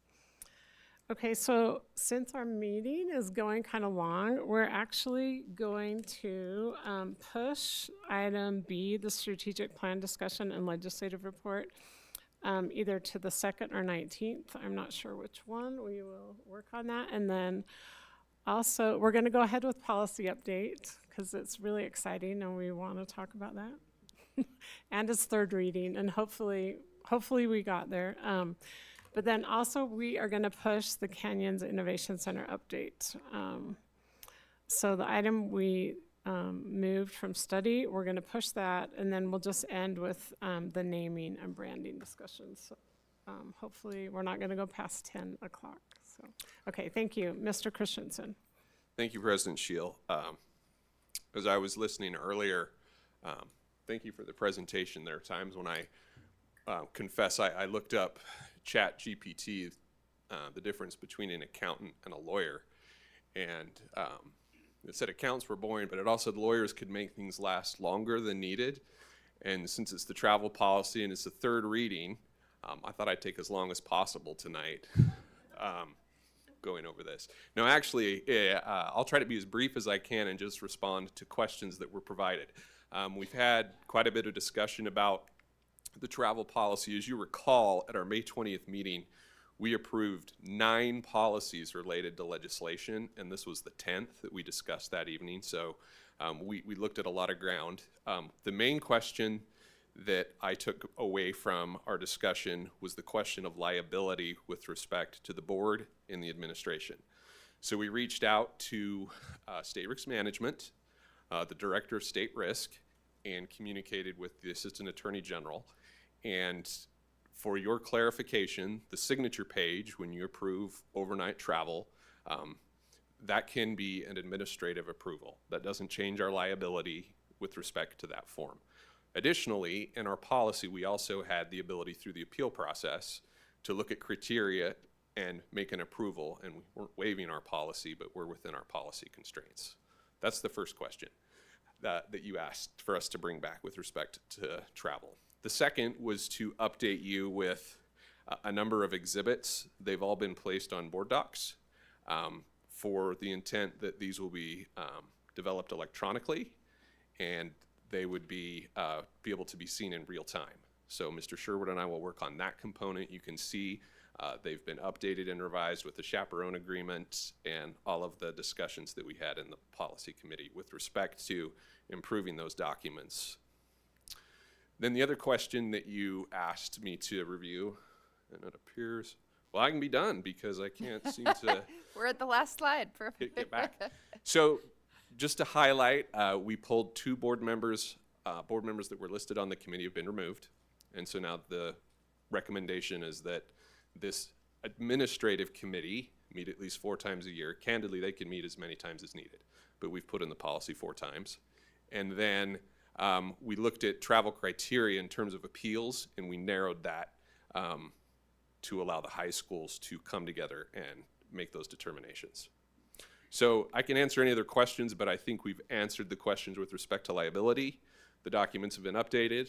And, you know, for instance, tonight, I know that one of the travel was pulled for, I believe, a cost issue. I think that's the reason why I think moving to the administrative level makes a lot more sense, so we don't delay a trip for an issue like that we can capture. And then if there's issues in terms of bringing this back to the board, it'll be live that you can view it at any time, and we can develop an annual report or however frequently the board wants to discuss the issues as they're brought forward.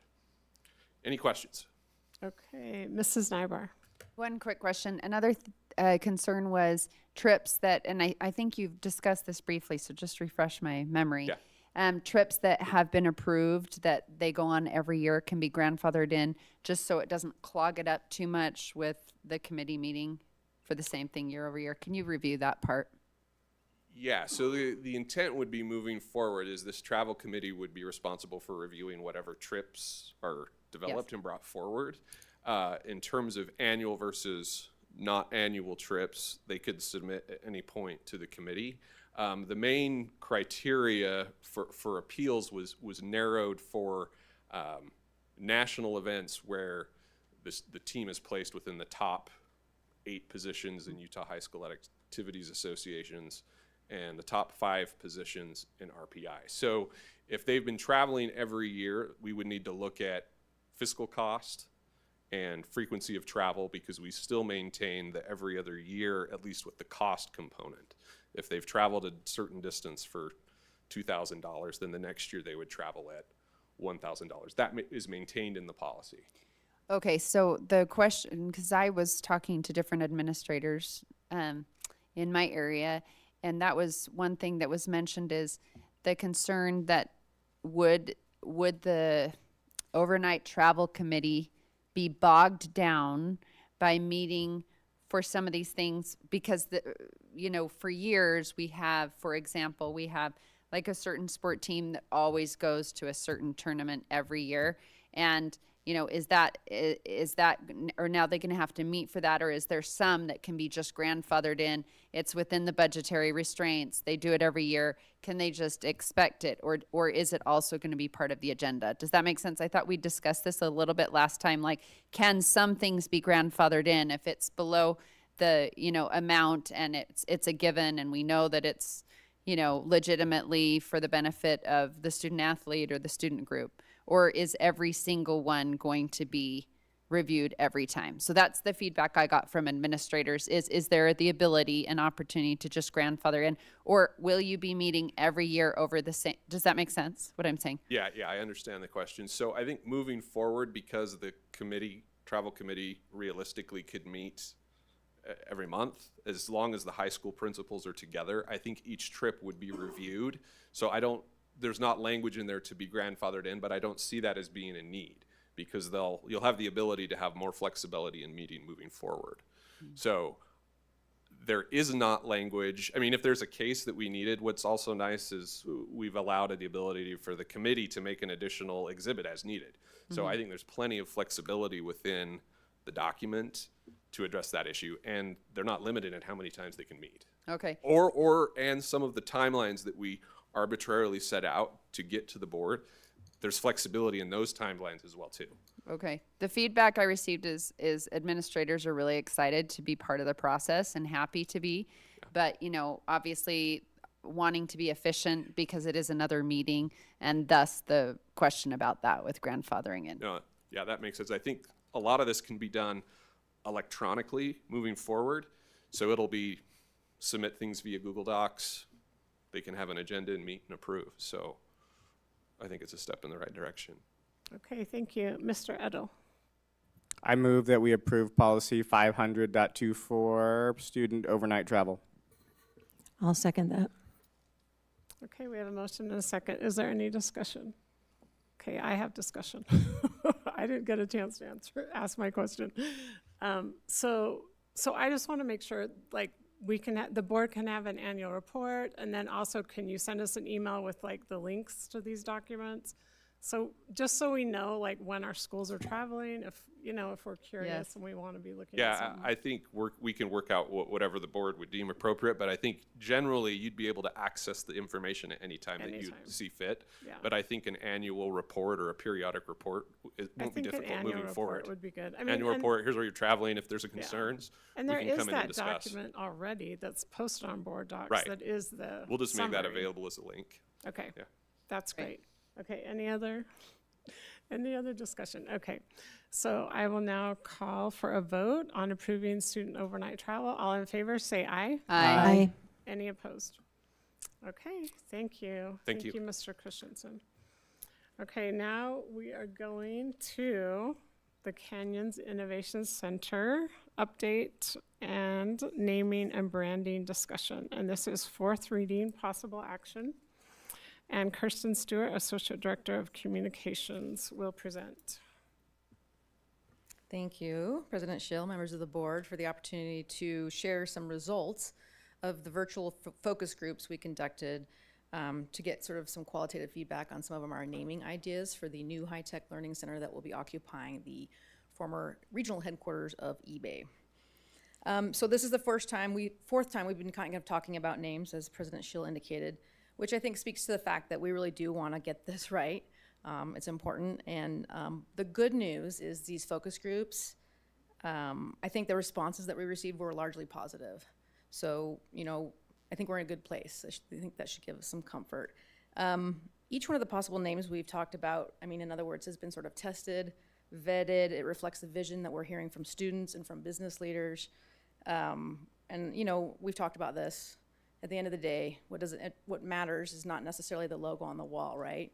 But the story that we're building, right? And that's going to continue to build momentum as this center comes into being. And so tonight, we're going to talk about sort of choosing the starting point of that story. So a bit about process. So to get qualitative feedback through a series of sort of open-ended questions or responses, we designed kind of a virtual focus group of sorts.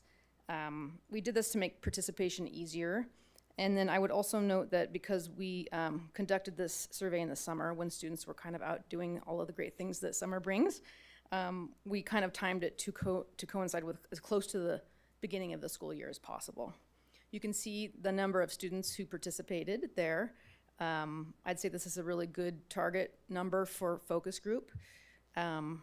And just for information, the students who participated were all student body officers at all of our high schools, or students who had been participating in this branding process from the get-go. The business leaders who participated were those who were part of the original stakeholder, or I should say, sorry, the business leader advisory group that Susan Edwards conducted with the help of Senator Pat Jones. So what did our students and business partners tell us? I will say that they were honest, straightforward, but largely positive, and I think very excited about this learning center. So the first question that we asked is we talked a little bit about brand personality. This is kind of a common technique that we use to help brand guide creation. And we asked our stakeholders to choose two of the brand personalities that they felt, you know, reflected the traits that we want to project with this center. No real surprises here, I don't think. You know, the excitement and competence were the two that sort of were in the lead. And I would say that there was great alignment between the students and the business leaders on this point. We also talked about our differentiators are kind of what we view as setting the center apart. We asked them to choose 3. So again, strong alignment with the students and the business leaders. You can see there that industry integration and future-focused curriculum kind of led the pack, followed by academic rigor and relevance and habits of success. We talked about, so we, throughout this process, have been talking about how this center will be a place of discovery. And we kind of want to bring this to life in the design of the building, the branding for it, and we've talked about sort of visual metaphors to kind of describe what that path of discovery looks like, feels like. And so we included this in the survey, and then we asked survey respondents to just give us a sense of like how these resonated with them, or if one resonated more than the other. I would say that there was sort of like, it was kind of a toss-up. I mean, really, I think there was support expressed for both of these metaphors. You can see there some of the actual quotes provided. I think resonating with students were kind of associations with growth, teamwork, opportunities, hopes, dreams, curiosity, questioning, and then with our industry leaders, we heard a lot about collaboration, cross-curricular work, and disruption. So what do we get? We'll get to the names. So with the names, we asked for open-ended feedback, right? This was not a quantitative survey where we weren't asking for people to choose their favorite, but we just, again, wanted to get a real good sense of how they were feeling and what, and we also provided some prompts to kind of help them provide that feedback. We asked them, when you hear this name for the first time, what comes to mind? What do you assume the center is, and what does it do? Does this name inspire a sense of pride? Does it make you curious? We also asked, do you see any risks? You know, any kind of unforeseen or unintended meanings or associations? And we asked, how memorable is this name? Will it still feel relevant in 10 years? So I would say that there were positive and negative associations with all of the names, but generally overall positive. With our business leaders, there was a little on this question, there was a little bit of a difference between the business leaders and the students, except for the most positive responses, which were for the Canyons Innovation Center. Consistently, I think that sort of, for business leaders, this really resonated for them because they felt like it's very descriptive. There's no question about what the center does, who it represents, who it serves. I think they felt it would be easier to convey what the center's all about to no matter who the stakeholder group was. They had some interest in intrigue and alignment with Nexus and Confluence. Probably a little less positive on Synergy and the Wave. There was this feeling that Synergy is outdated. We've heard that from members of the board, and also this notion that the Wave maybe was a little bit of a bridge too far, that it felt less like an educational institution. Students, on the other hand, though, sort of favored Synergy and Wave over Nexus and Confluence, but again, a lot of positive responses for Canyons Innovation Center. This feeling that they just felt it was very straightforward, it's tied to Canyons, it's future focus, and they also felt that it was memorable and relevant.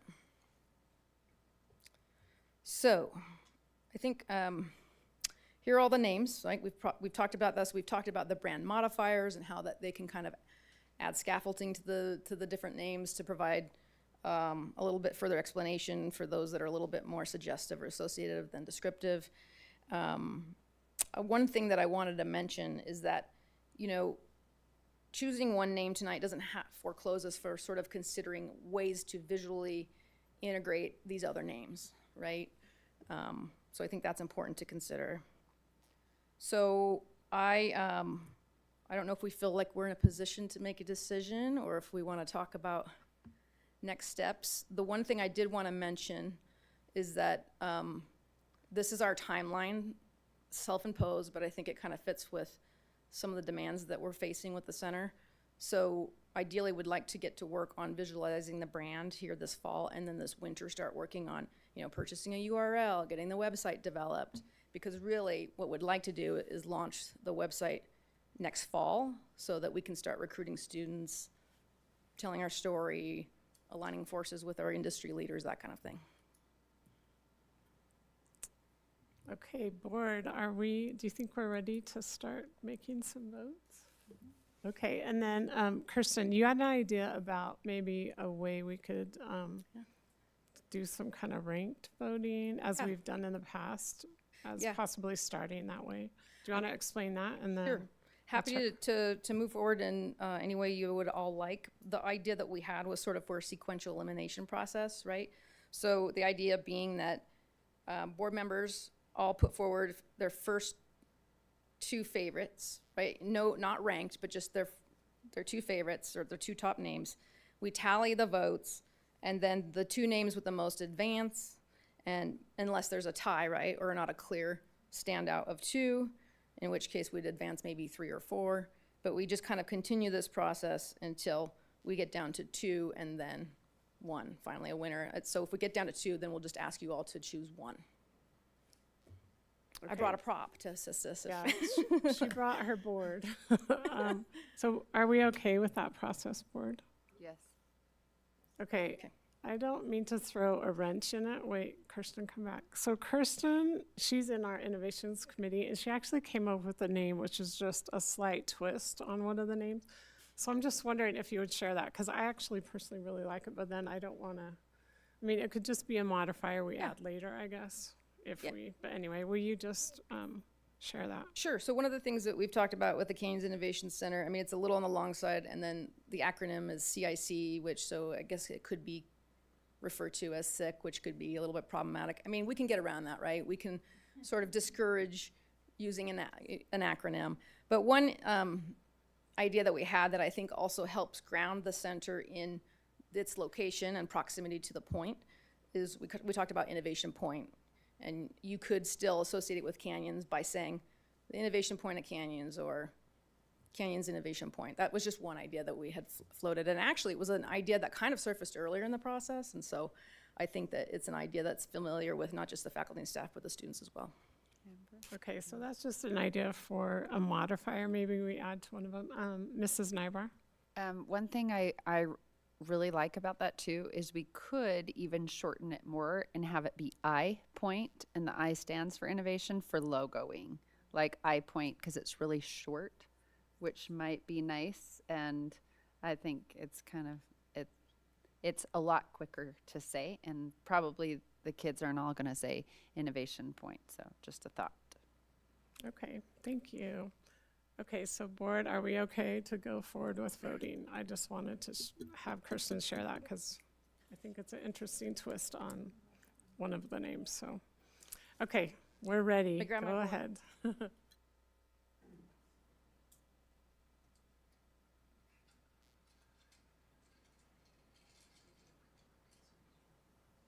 Can we add that to the board? I don't know. Should we add that as a Yes. separate one? Yes. Let's add it. Okay, sure. Is anyone, sorry, I'm nexus. hopping in, I shouldn't. No, go ahead, Mrs. Is it possible, like, I'd be interested, how many of the board members here would prefer Canyons Innovation Point over Canyons Innovation Center? I guess, okay, so when you do Innovation Point, would it be Canyons Innovation Point, or? It could be Innovation Point at Canyons or, Okay, yeah. Or I Canyons think we Innovation need Point. Canyons somewhere before or after. yeah, but well, we can for the figure- voting, yeah. Okay, So how do you want to proceed? Do you want to just go down the list and have everyone list too, and then I'll? yes, let's just go down. We'll start at Holly this time, and then next vote we'll start at. My two are Innovation Karen. Point. Is that what we're doing? We're Yes, saying our two. exactly. Innovation Point and Canyons Innovation Center. For Innovation Point and Confluence. Canyons Innovation Center and Innovation Point. Canyons Innovation Center and Innovation Point. Yeah, the last two for me too.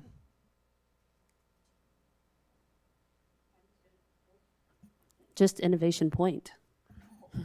She's shaking it up. Yeah.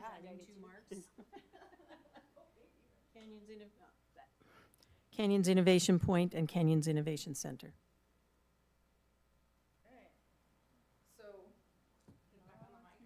Okay. It looks to me like we have the two, right? We Have the feel like two. two, and Or so do we want to decide whether Canyons goes before Innovation Point or after? What do we think on that? I think it would be great to just go through and say where it should go before or after. Okay. Okay, but are we down, should we choose now one? Only choose one? I mean, those two are the top two. Yep, So I'm now we ready. should just go down and choose one, and then I guess we can debate the Canyons. Do we need to though? Everybody name that as one of theirs. Right. I think it's a clear winner. Save the time. Innovation Point. Innovation Point it is. Wow, I can't believe it. Yes! Okay.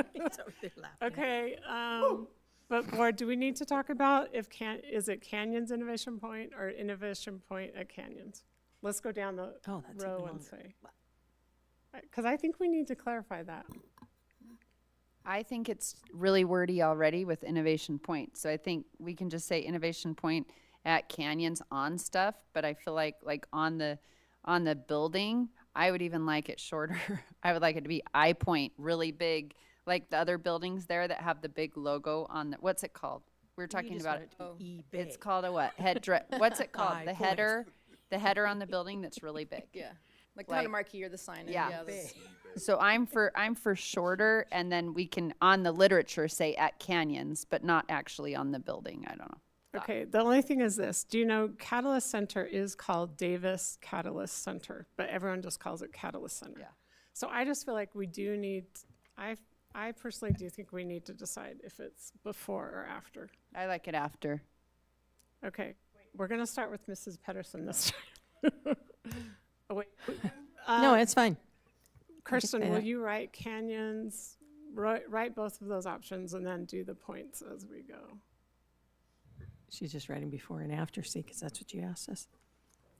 Okay, my vote is before. I honestly don't care, but if I gotta pick one, I guess I'd say after. After for me. I'm gonna say before. I don't know, it's hard to choose. Oh, 100% before. 100%. Oh, I'm after. Yeah. Yeah, Innovation Point and Canyons or something like that. Yeah, that's gonna be cool. I'm after too. Oh. Okay, okay, board, I guess it's after. Mrs. Oaks. Okay, guys, I have to tell you a funny story real quick. It does relate. So my son informed me this week that there is an individual who works for Pixar who he names all their films. He named Toy Story, Cars, really complicated names. He got, because those were such successful names, he got like $80,000 bonuses with each of those films. So for as quirky as this whole experience has been, it is important, right? I mean, it really is going to make a lasting impression. And I have to just tell you, thank you for being super patient with us. I do feel like getting the feedback, especially from the business partners, was really helpful. Yeah, no, I agree, and thank you also. I know, thank you, Kirsten. No, and thank you honestly for your patience actually, and being really thoughtful and trying to involve as many stakeholders as possible in this decision making. And I really do appreciate you doing the survey, because I also feel like that feedback was really important to me. It changed my mind on the name. And so I really do appreciate that, even though, and you've been working on this for a year, so so thank you. Thank you, Kirsten. Thank you. Okay, I actually can't believe we decided, but I'm very happy. I'm I excited. think it's going to be a great name, and I'm glad we took the time to get it right, I think, so. Okay, we are on to staff comments. So superintendent, no comments. Okay, Mr. Wilcox. Oh, I got comments. No dad joke. Great job to Kirsten, thank you. And great job by Sally, Alice, and Amber tonight. Great presentation on our brain boosters. Big start of school. Want to thank everybody who made that possible. Want to thank our bus drivers. We were a little short. We ended up having a few over, so we got that covered. Big thank you on all our buildings. As you know, Butler had the HVAC. We got that repaired Sunday night, so thank you. Eastmont, the big repair that we needed was the steel beams in the stairways.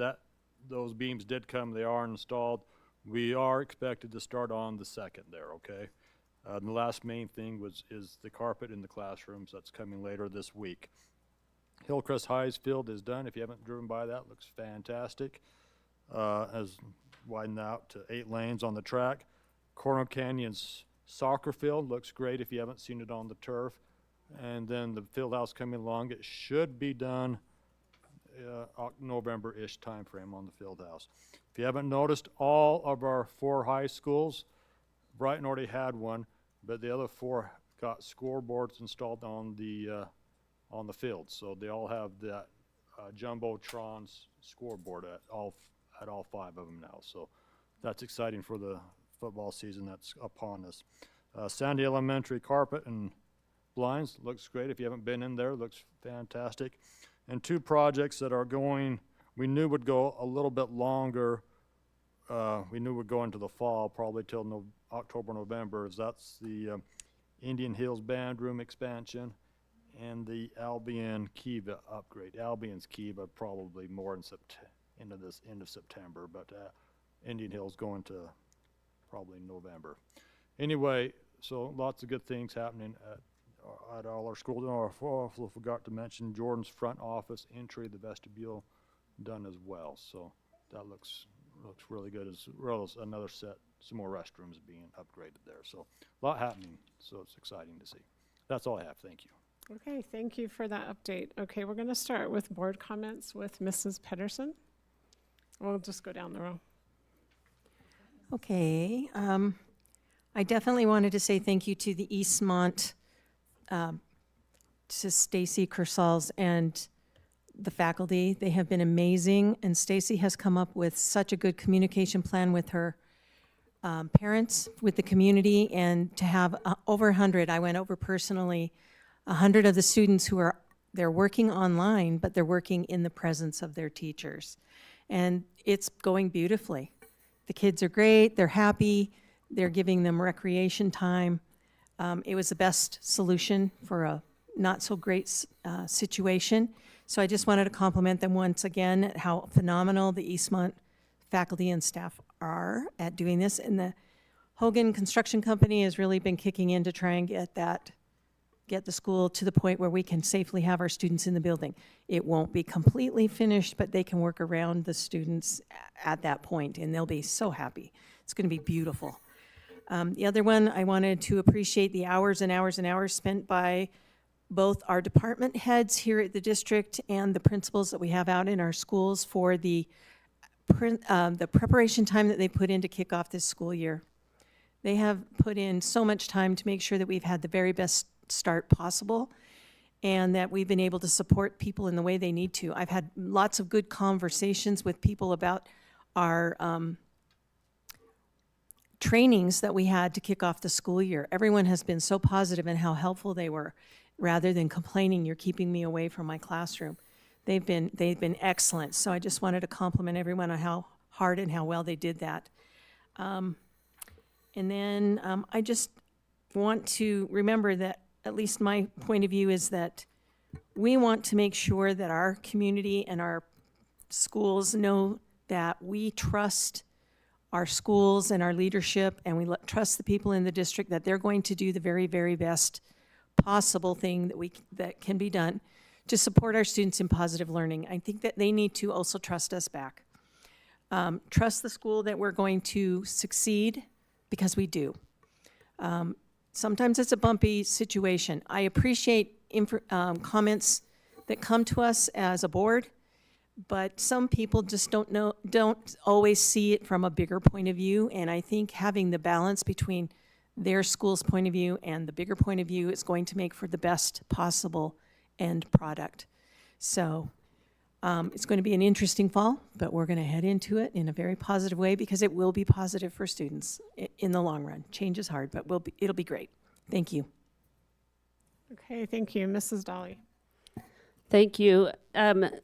to echo what Ms. Pedersen said, thank you to all of our administration and staff and for all the numerous hours they've put in over the summer preparing to get school off the ground. Our facilities that have gotten our schools ready and everybody involved in that. It's an exciting time of year with coming back to school, and you can just feel that excitement in the air at our red carpet events. But just want to thank the teachers for putting that time in to do that training and continuing education so that we provide the best education possible for our students, and we have the best teachers here in Canyons. And so we're grateful for you. We're grateful for what you do each and every day. Thank you, Mrs. Oaks. So congratulations to everyone with the new start and for getting through the first 2 days. I loved going to red carpet yesterday. I had a chance to visit 2 of my schools, Sprucewood Elementary, where the kids were so excited. They have a new principal there, Ashley Lennox, who's phenomenal, and they're going to have a wonderful experience with her, and also met the new assistant principal there. And for me, it was so touching to especially see the EEC students come in with their teachers. There's 3 classrooms there, and those kids are wonderful. And to see the amount of love and support that they had, not just from their own parents, but from the teachers and staff. There was a member of the office staff that knew the names of every single child. And I was so touched by that. That's where you really see public education shine. It's such an important thing. And then I also had the chance to go to Draper Park Middle's red carpet event, which some of you may know that Draper Park Middle lost a darling 12-year-old girl in an unexpected accident. Sorry. She was a member of the mountain bike team and sustained a very strange and random injury that led to her death within about 24 hours. And it's been a major loss for the whole community. And, my son was in classes with Bailey, and they're just a wonderful family here from Australia, actually. So they weren't here with their family when they lost one of their own children. But the Draper community has poured out in loving support, and part of that was the PTSA reaching out to the whole school community and asking that all the students and faculty wear pink, Bailey's favorite color, in order to honor her. And I thought a lot about her and her parents, how hard it would be for the first day of school for your child not to be there for that. And I was just so impressed by the faculty and staff of how amazing they've been to that family. One of her teachers actually spoke at the funeral. And again, it highlights the importance of community that is created and fostered by a strong public school. And so again, my heart goes out to the Mallard family, and I just want to thank all of the DPMS community again for their goodness and example. Okay, thank you, Mr. Edel. Congratulations to, all of the district staff for a great start to the school year. I had the opportunity to visit with some faculties from a few of the schools before school started, and I really appreciate that opportunity and their candidness as I opened the floor for questions and comments from them. I'm really excited that we're starting off the year with so many assistant principals within our elementary schools. I think that's going to be absolutely fantastic, not just for the existing principals in the building, but also for our teachers, for our students, and for everyone in the facility. As we look at how we can serve the students, this is one of the many great things that we are doing that directly impacts our students. And I really appreciate everyone's consistent dedication to our students, which is why we are all here. So thank you, everyone on this line, for that, but also everyone in our district, because I know without a doubt that everyone is absolutely committed to all of our students. Okay, thank you. Mr. Lewis. All right. I want to say congratulations to everyone for such a great beginning of a new school year. I had the opportunity to visit Hillcrest's Back to School Night last week. There was a great attendance. There was great exhibits and tables. It was an all-around great experience.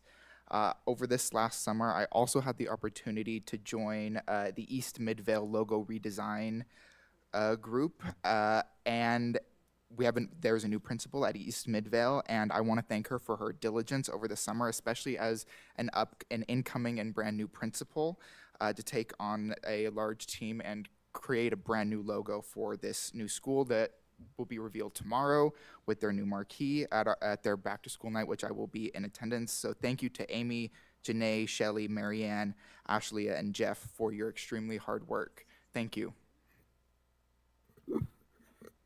I too want to say thank you for an awesome launch for our new school year.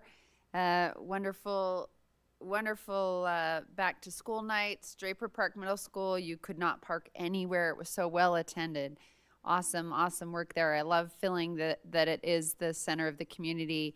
I'm also very grateful to the DPMS community and how they honored that student who has passed away.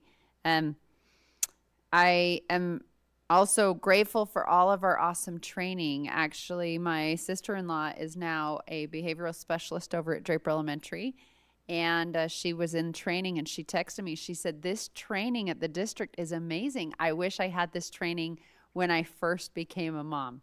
She's like, everyone needs to go through this training, just how to communicate with kids about their feelings. So I just wanted to say thank you for awesome training for all of our staff and faculty. That's super great as well. Sometimes we think of all the things that go into the school year, and we forget that here at the district building, we've been preparing for that school year for months, and having all of our staff and teachers go through training and extra professional. It's so grateful for that. Thank you so much. That's it. Okay, thank you. I'm going to make a few comments, but board, I realize we got really excited about the name, but we actually didn't vote on it. So I think we need to do an official vote. Do it. We finally made a decision after a year. Okay, let me just make a couple comments, and then I will take a motion to name our innovation center. Okay, so I put my notes away. So I also just love the first day of school. It's so fun to greet the students, and I really do love our red carpet and that tradition that we have. I do want to thank everyone who worked on Butler Middle Chiller. I mean, it was a whole effort over the weekend. I really want to thank facilities. I want to thank Leon. I know Leon went over to Butler on Sunday even to make sure it was working. Also, Jeff and Kirsten, they were working with communications. We sent out a communication to Butler parents Friday night, Saturday night, Sunday night. Anyway, so I just really appreciate everyone working over the weekend. I know parents were worried, and anyway, I appreciate that because the school was really hot before. I also just want to thank Amber for all the great training, her whole department. I mean, that was amazing training, and it was really fun to greet all the new teachers. There was so much excitement, and I know all that training is just incredible. So thank you for all your work on that. Okay, I will now take a motion to name our innovation I would center. like to make a motion to name the new center for our amazing programs, innovation, to Innovation Point at Canyons. Okay, thank you. We have a motion, and is there a second? I will second. Okay, is there any more discussion? Okay, seeing none, I'll call for a vote. Oh, yes, Mrs. Oaks. Are we going to allow for any flexibility? I know Innovation Point is what we requested, but if we do an official motion saying it's at Canyons, are we locking it in that it has to be at Canyons, or can it be Innovation Point Canyons? I mean, do we want to change it so that there's some flexibility? I don't know. What do you guys think? I'm fine. I think that's okay. I mean, I think they can leave the at out. I don't know. I mean, what do you guys think? Or do we need to have the exact name? We need it, I think so. Okay. It's Okay. minor technicality. So Innovation to be Point honest, at our Can- intent is it's going to have Innovations Point and Canyons there. And if there's a modifier in between, you know, we can work with that. And I think it's okay to refer to it as Innovation Point at times too, Yeah. right? We don't always have to use the full big name. Okay, I just want to clarify that we're What do not you think locking you about guys the in. I point though? Do we need, I mean, that's also it. I like that as a, well, I can add that to Like my a motion. nickname. I It's a like nickname. that as for branding, and a variation is I point. I think that'll be really nice on logos for hats and things. I think we need to do the official vote the name, though. official name though, right? And so, and then if we And I give think them they could bring instruction. us- Yeah, they can bring us branding ideas. Yeah, and we can. let's do can. that. Let the So I'm just gonna branding people keep do my their motion thing. on the table. Okay, her motion is still, I'll repeat it. It is to move to approve the name Innovation Point at Canyons. Are we gonna add district? No, that's her motion. Okay, and there's a second. Okay, all in favor, say aye. Aye. Any opposed? Okay, that passes unanimously. Okay, thank you, board. I will now call the meeting to a close, and thank you for all your work tonight.